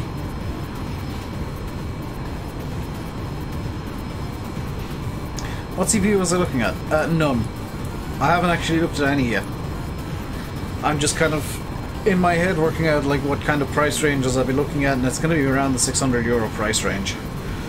I would anticipate for a 4 GHz i7. There's no DDR5 RAM yet. Let me just open up Newegg. have a look at some CPUs. Oh no, it'll be DDR5 RAM, not CPU. Components. CPUs, processors, desktop processors.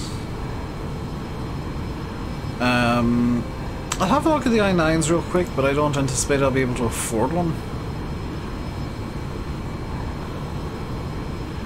Okay, never mind that. Holy cow, some of these are cheap.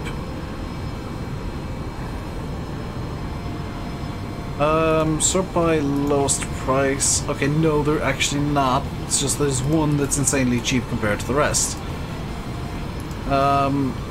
It's an i7 is what I'll be needing to get. DDR4. Oh, DDR4 even. NHF. So if I just look at my price range here, about €600-700. 3.63. Is there no 4.2? Ah! Haha! LJ1151. I think.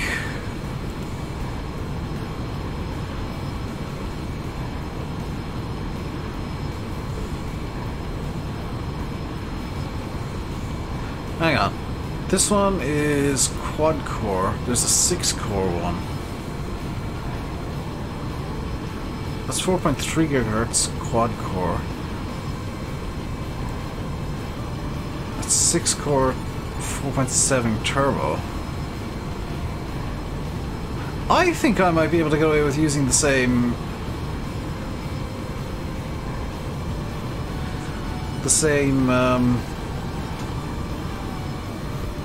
thing.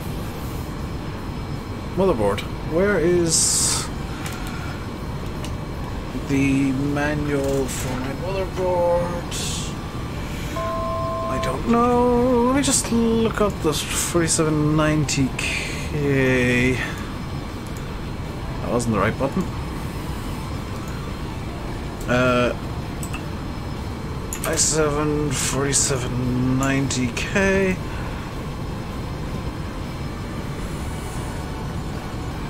What's 11? Oh, it's the 1150 socket, and they're now using 1151. And one's using a 2066, which is even weirder. So there are no, oh yeah, I would need to get a new, unless I got the, oh wait, that's a Haswell, that's an old as hell one. Yeah, I would need to get a new motherboard as well. So that's increasing the price again. It'll be an Intel motherboard. No, motherboard support DDR3. Okay, so I would need to go. Oh god, that's getting very expensive. 1151. Asus, because I refuse to get anything other than an Asus motherboard at this point. And then for my own personal wants would be wireless LAN.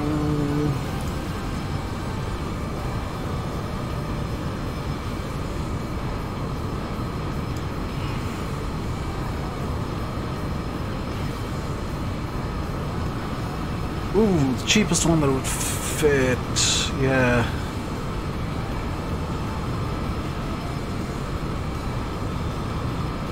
I mean, I go with Strix for like yeah, that'll be a long time I'll save up for that, because that'll be basically a near complete rebuild at that point. Just looking at the price points there.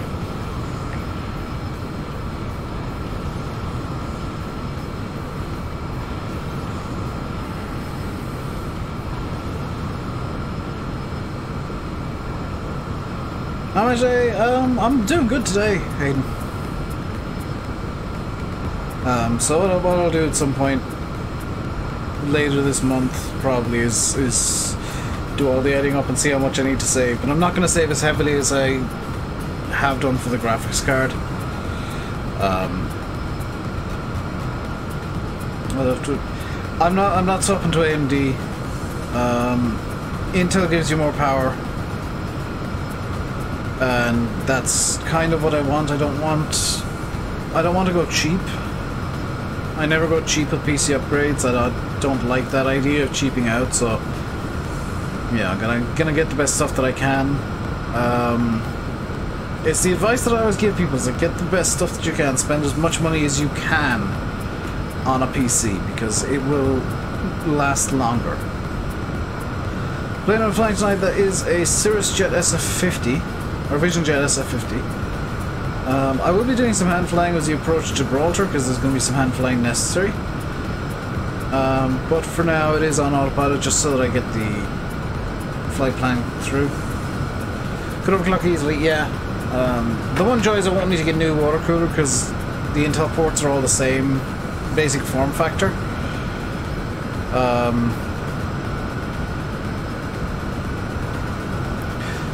Once you get to Sobma, I will be wanting to look at a descent.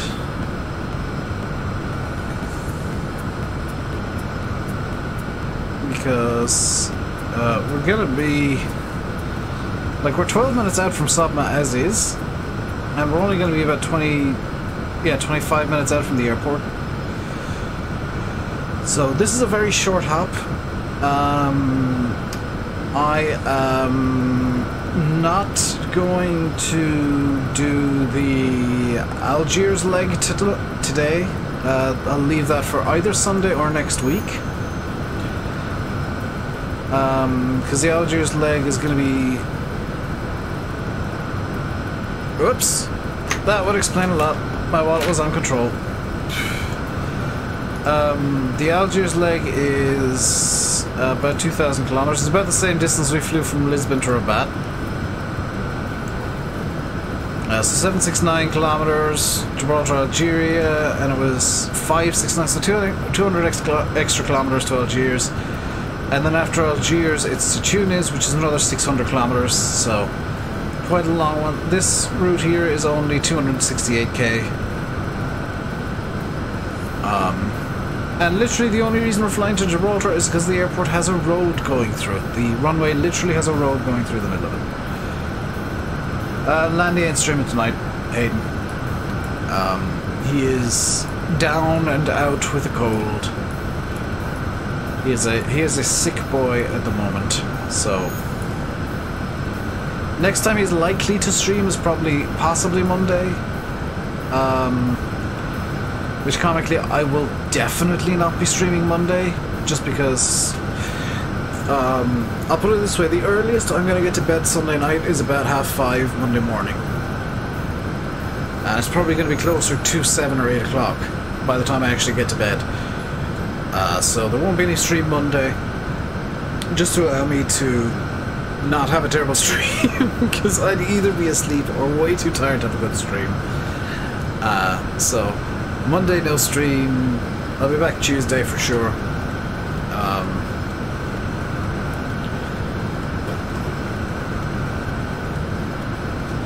And then everything will go back to normal because WrestleMania will be over. And I'll just like watch Raw and SmackDown as they happen and be happy and lappa-dappa-dappa-dappa-da.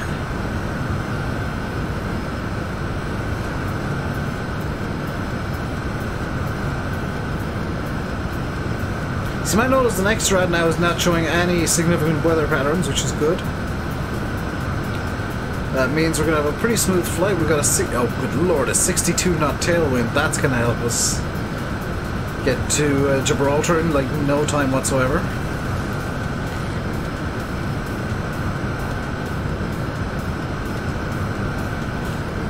In fact, I'm now slightly concerned that we might be over landing weight. No, we're not. Good. I was a bit concerned there. We might be over max landing weight by the time we get to Gibraltar. So I'm going to run off for a second. I'll be back in 2 seconds. I'll leave everything running as is, but I'll just be back in two ticks.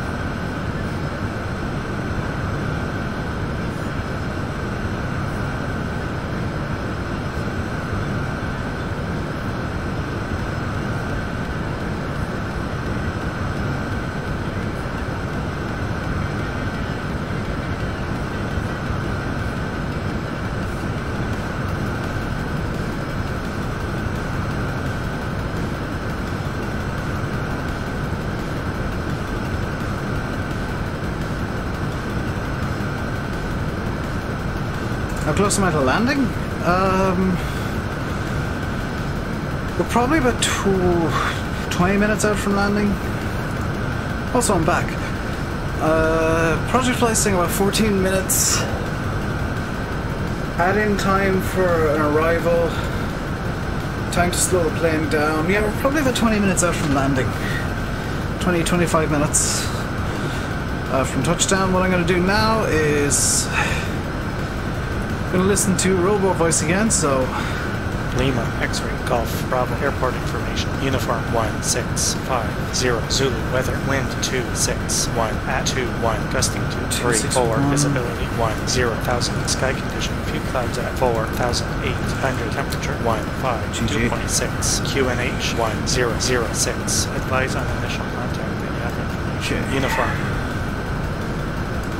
Airport. Arrival. Lima, X-ray, Golf, Bravo, airport information, uniform 165, Zulu, weather, wind 261, at 21, gusting So 34, visibility 10,000, sky condition, few clouds at 4,800, temperature 2.6, QNH 1006, advise on 6 is going to be necessary. Okay. So we're going to take the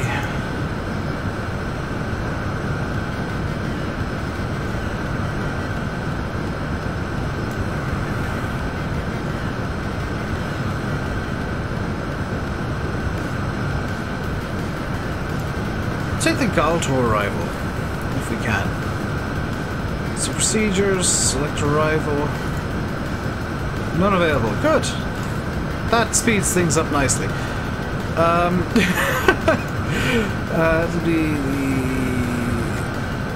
We'll take the RNAV 27 civil. This is as well to be remembered. This is a military airport first and foremost. So it'll be the approach RNAV 27 RNP via PMOS, which I have no idea what this is. There it is. PMOS. And minimums are minimums RMP03. Let's say 650 foot. Barrows 650.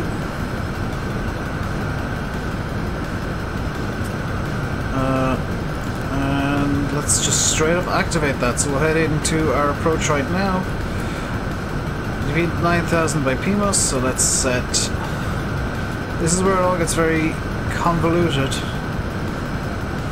So 9,000 VNAV VNAV time to stop descent 5 minutes.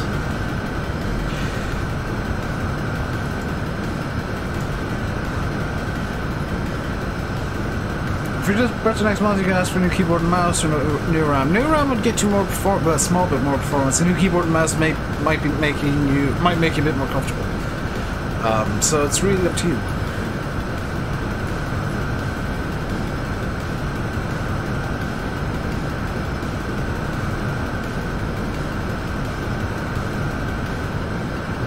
Do I want to start slowing now? That's the question. Got 3, yeah. So I've pulled back the throttle there. Not to descend, but to just slow the plane down, because currently we're at Mach 0.52. I want to be much slower than that for our descent. By the way, we are actually going at half the speed of sound currently. If ever wondered what these little numbers here meant, that's in relation to the speed of sound. We've just gone under half the speed of sound.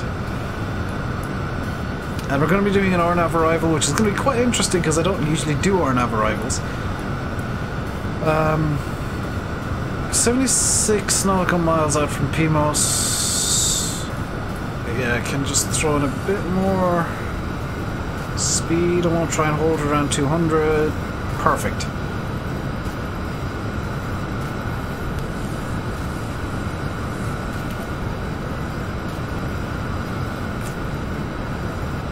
because that's still giving us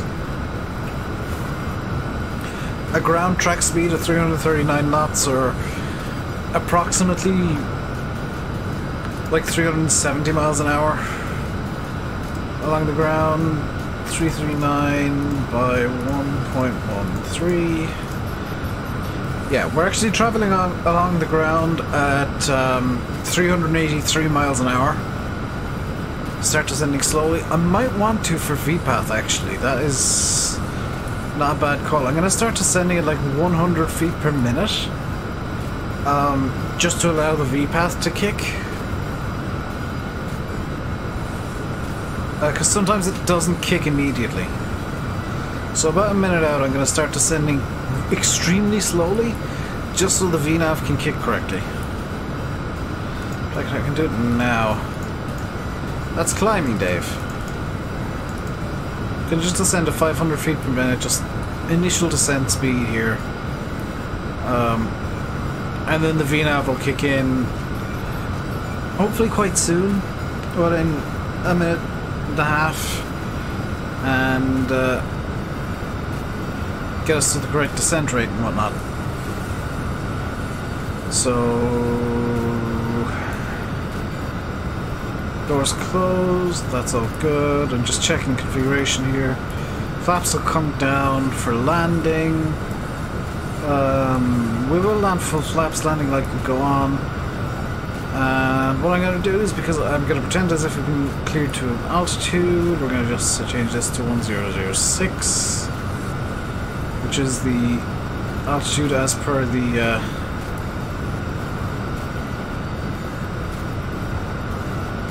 ATIS, the weather information. Then we're going to do a video again soon, TM, when I feel like I don't need to be freeing up as much time, is the simple answer. Because right now I want to be able to like just have a couple of hours a day to stream, and then potentially, I know I'm doing a lot of flights in lately, so I could in theory be doing videos, but I want to be able to like run away from the computer at a moment's notice, if necessary. So that's why there haven't been videos.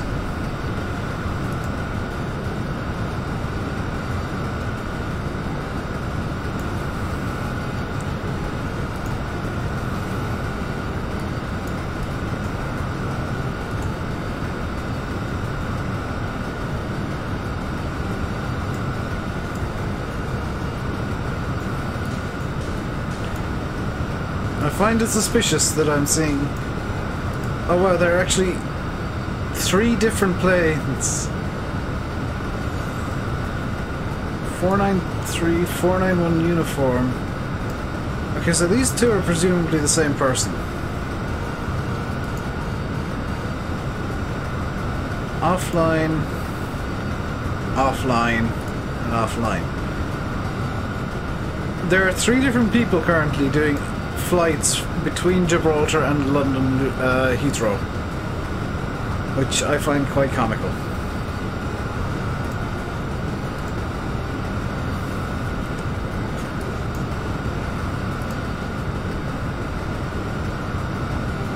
That's by looking like currently.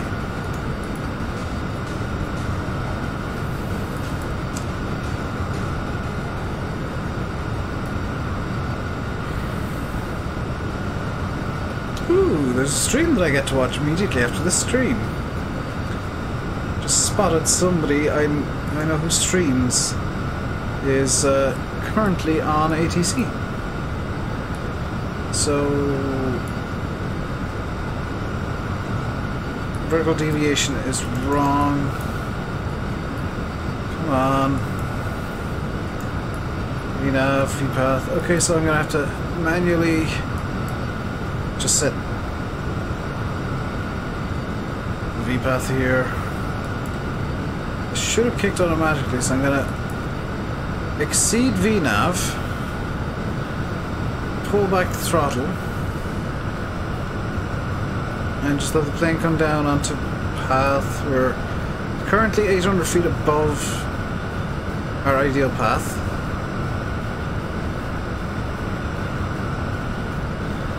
I'm going to be watching Squawk Mode Charlie.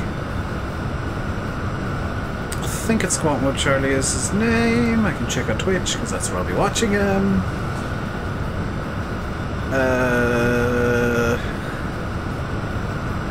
Yeah, Squat Mode Charlie. He's currently controlling Dublin Approach on VATSIM.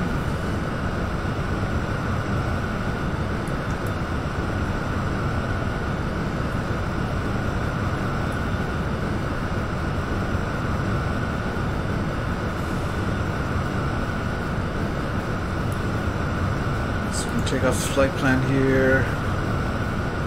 We're still comically over Morocco, by the way. Hey, Steve.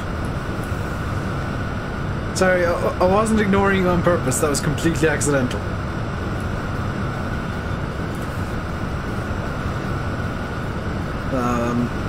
I'm trying to do about 6 things at once, so you will have to excuse me if I do neglect to say hello occasionally. Or neglect to read some stuff. You're teasing. Well, I don't like feeling like I'm ignoring people. Let's just pull more throttle out. Engine gas temp is good. Speed is good. Descent is good. Weather is overcast. Actually, what's the weather like in Gibraltar currently? Lima, X-ray, Golf Bravo, airport information, Victor 1650, Zulu, weather, wind 261 at 21, gusting to 34, visibility 10,000, sky condition, few clouds at 4,800, temperature 15, dew point 6, QNH 1006, advice on initial contact, you have information, Victor. Okay, so quite breezy. It's quite windy in Gibraltar currently. Or at least it was about an hour ago. With some clouds at about 4,000 feet, a few clouds. And the main cloud layer is going to be a bit higher than that. For some reason it wasn't giving me a ceiling. Is active sky going to be nice and give me a ceiling? What's the ceiling in Gibraltar, please? Scattered to 4,000. That's it? That's all they're getting? Seriously? Scattered clouds 4,000... 260 at 18 knots, gusting to 30. Visibility is perfect. I wouldn't say it's Cav OK per se, with the scattered clouds, but it's pretty close. 15 degrees, so nice and warm in Gibraltar. Oh, that's a VATSIM injection. Okay. So yeah, we got some gusts to deal with. Drop down to 4,500 feet. Hayden, I'm following a predetermined flight plan here, predetermined route, so you can see we're going to be going to PMOS, then making a turn to GB270, making another kind of sweeping turn to 272, and then over to Cooksox. And from Cooksox it's pretty much straight into the runway. However, I need to actually look at a chart that I haven't looked at, the wind effects. Winds from 170 to 200? No. 200, 250. Oh dear.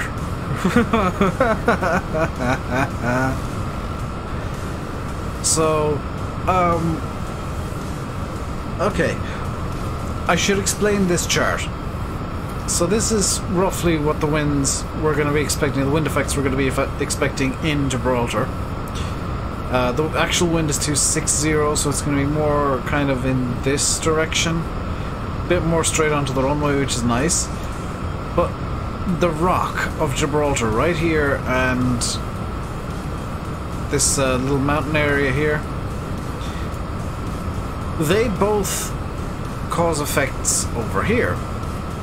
You can see the rock is there, and there's a lot of arrows pointing in various random directions over here. This is where turbulence is expected. You might notice the runway is here. We're going to be expecting turbulence right up to the runway, and there's videos online of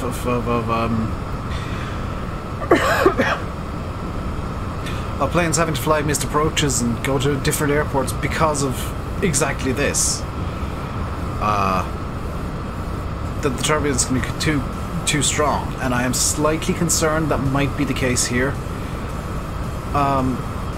If that is the case, I don't know where I'll divert to. I might just try and force it down, but I am anticipating quite a lot of turbulence coming in, and you should see the plane rocking quite a lot.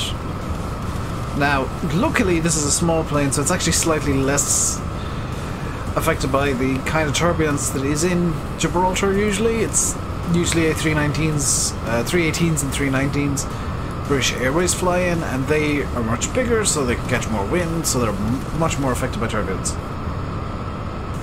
Am I able to land on the runway from the other direction to avoid the turbulence? Yes. Actually, no, there's too much tailwind.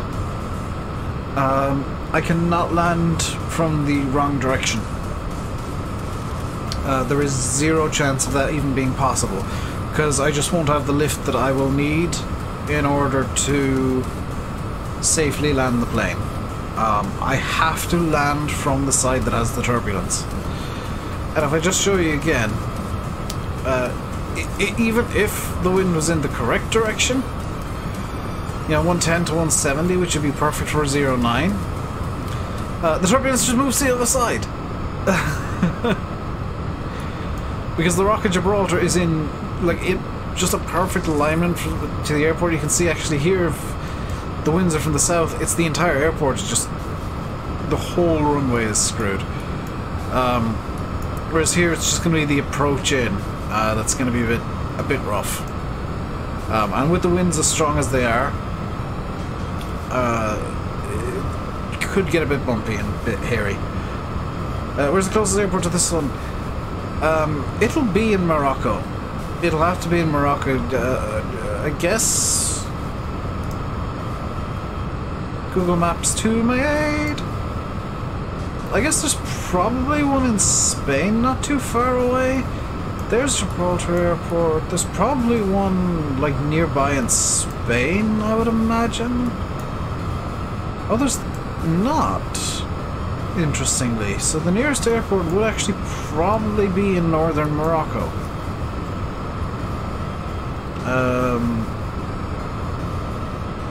In probably Tangier or somewhere. Yeah. Tangier, even Batuta would be the nearest airport in theory. I guess maybe San Pedro's the north would be an option in Spain. Could I land there? I could, yeah. I could definitely divert to a different airport. The plan is that I'm not going to. What's next altitude after 9,000? 1,500! Oh boy. Wrong direction.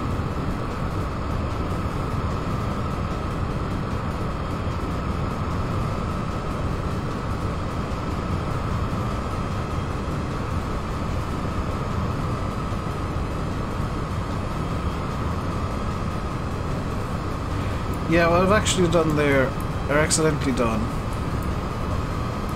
is screwed everything up by accidentally setting an altitude higher than the one I was at. GG Dave!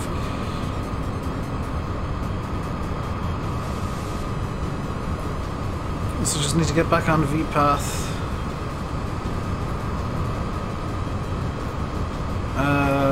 I need a lot more vertical speed then to go down, so we're just going to do a bit of a nosedive.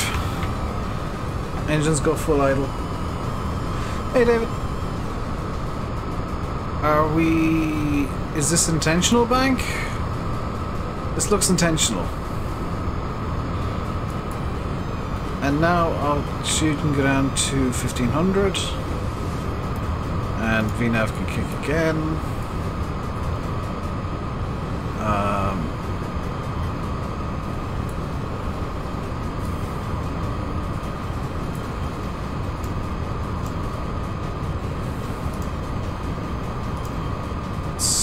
Nope, it's this.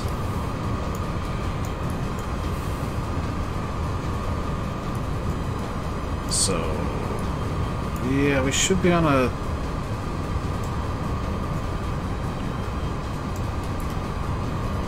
bit of a slope downwards. So I'm just going to set a V speed of, like, let's say 1,000 should be okay.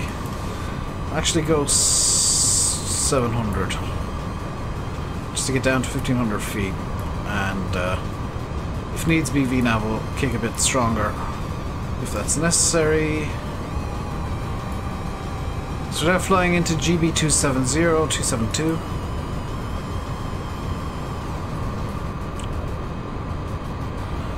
We have a lovely kind of evening-y landing here. Don't crash.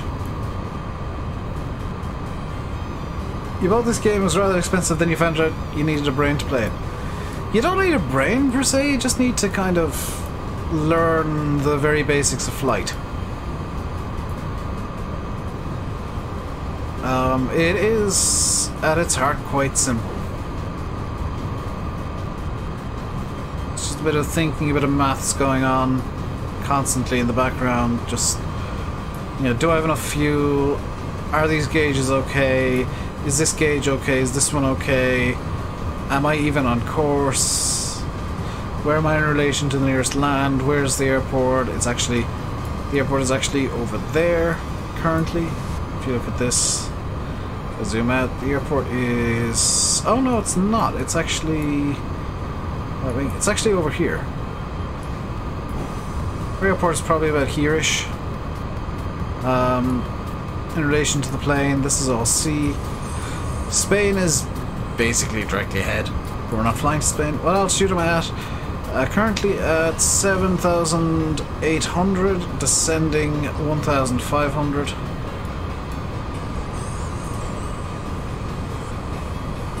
And this should be a good descent to get us into Gibraltar in a nice timely manner. Expecting to be landing in about 6 to 10 minutes. Possibly less.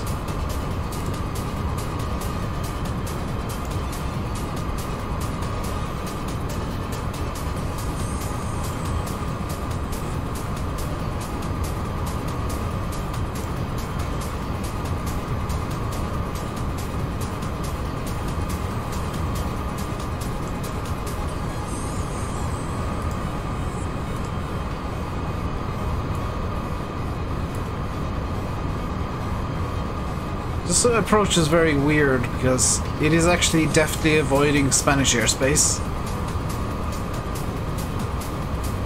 Too many to concentrate on, look good though, you look at it again soon, your maps don't release, you'll be mugging maybe a lot about this. Stream finishing when I land. I've got a few things to do after I land, but yeah, this is going to be the final approach to the stream.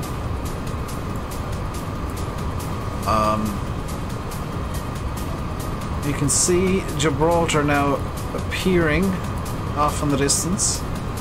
There's the Spanish coastline, or the Iberian coastline, I think is probably the better way of putting it. No, that's the Spanish coastline actually. So we're starting to fly north. That's this area of the coastline here we're seeing. Zoom in the range a bit. Yeah, it's this area up here we're seeing currently, which is north of Gibraltar. Gibraltar is just over here. That's actually the Rock of Gibraltar right there, I make it. Yeah, that's the Rock of Gibraltar.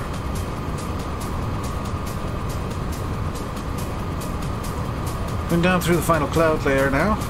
You can see the sun glistening beautifully off the sea.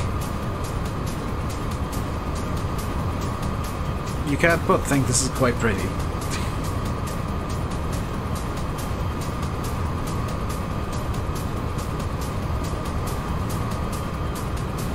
And the airport is going to be about here.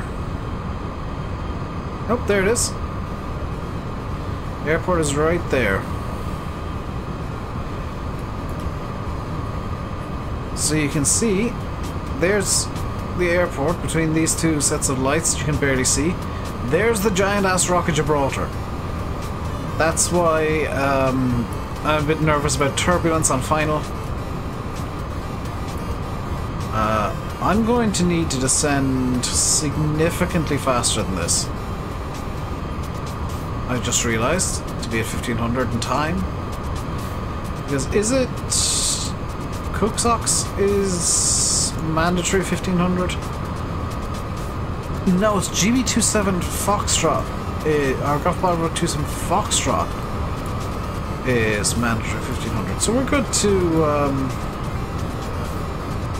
to ease off the descent a bit.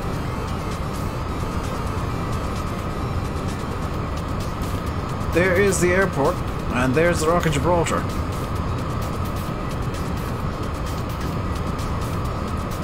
So we're making our final turn in. I seem too low. I'm actually a bit too high, believe it or not.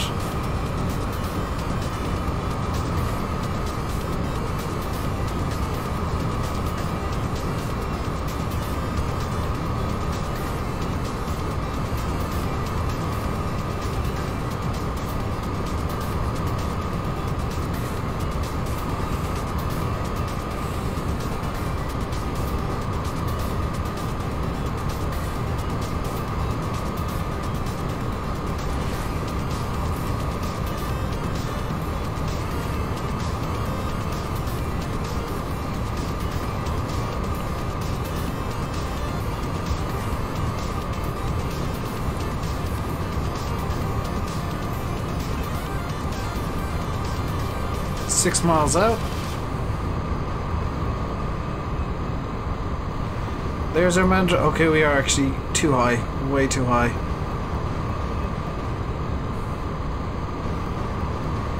There is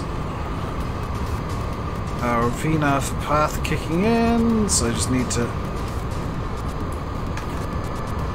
deploy flaps just for extra drag here. Let's see as that sounds.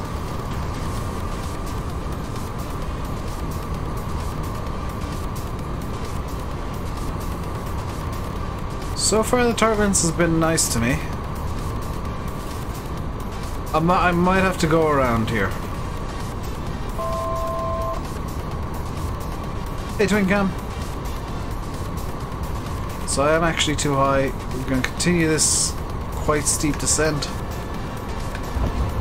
with maximum drag.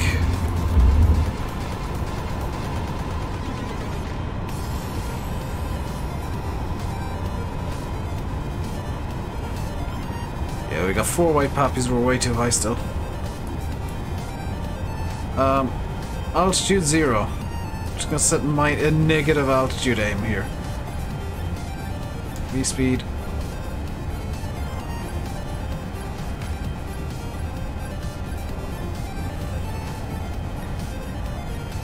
Am I wanting to? We're kind of entering the area where the turbines is gonna start kicking.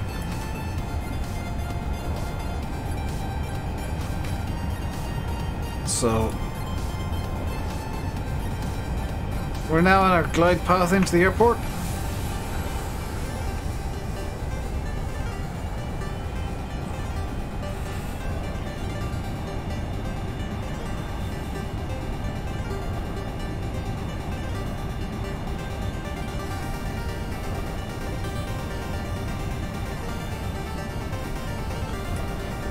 Small bit of turbulence, but not much.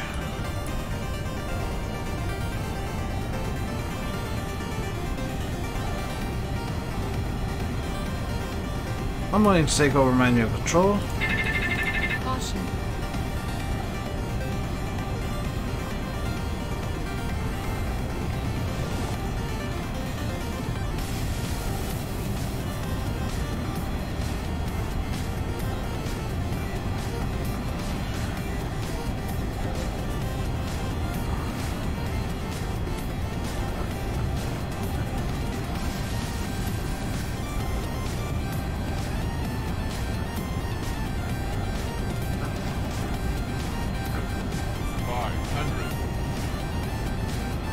So we passed minimums already, we're continuing obviously.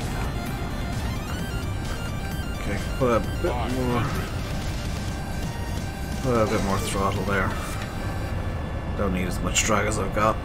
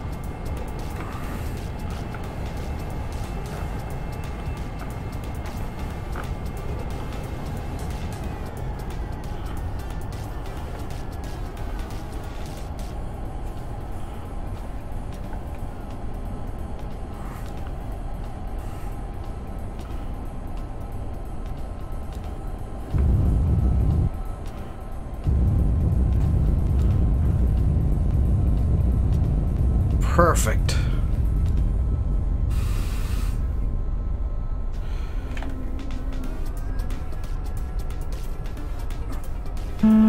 Wind shear, wind shear, wind shear. That's the first time I've ever heard a wind shear alert. But, do you remember I said there's a road? Wind shear, wind shear, wind shear. Do you remember I said there's a road passing through the runway? Here it is. This is legitimately a road. Wind shear, wind shear, wind shear.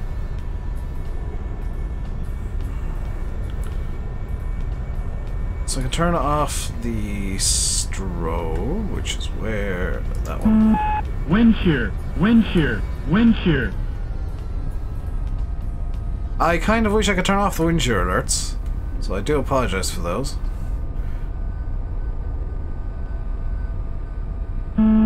Wind shear, wind shear, wind shear. Yes, I know, shut up.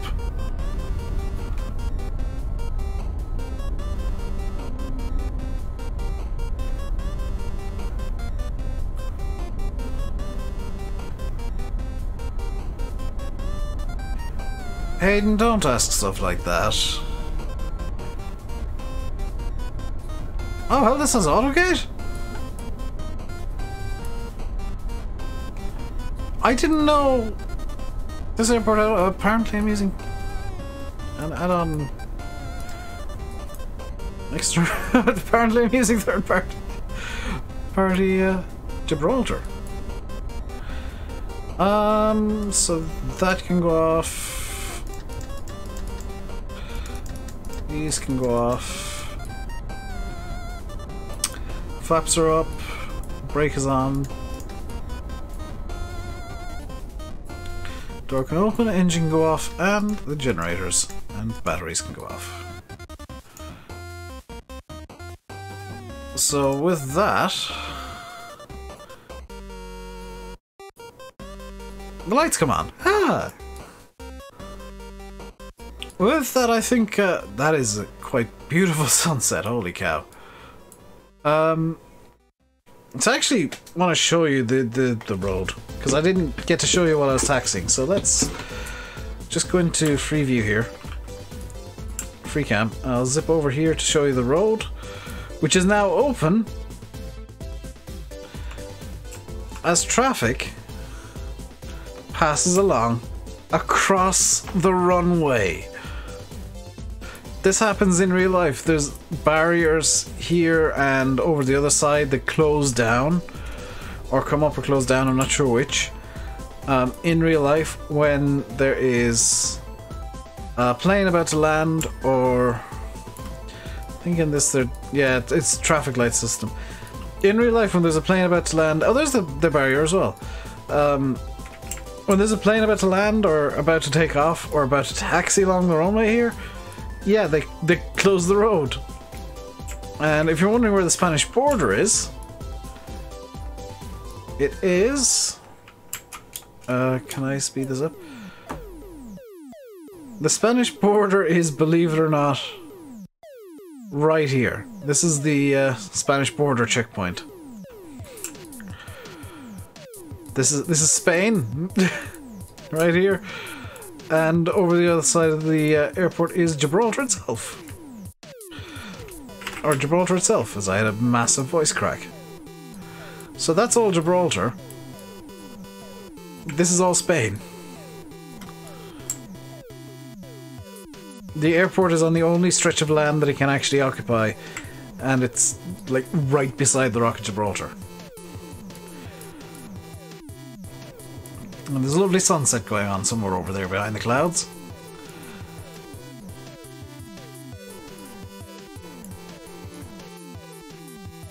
During these flight sim streams, I don't particularly need extra mods because I can handle it all by myself. Well, that is gonna do it for today, as the Cirrus is parked in between two A320s. Wait, is that an A320? Yeah, Brussels Airlines fly A320s. Yeah, we're parked in between two, that's... yeah, parked in between two jumbos, or two jets. I possibly should have... I don't know where, like... I don't think GA are allowed into Gibraltar Airport in real life, so... there's no real area where GA planes can park up. But that is going to do it for today, guys. Hope you enjoyed. If you did, like and subscribe, and if you didn't, maybe don't watch on Fridays anymore. Well, until next time, stay safe, and goodbye.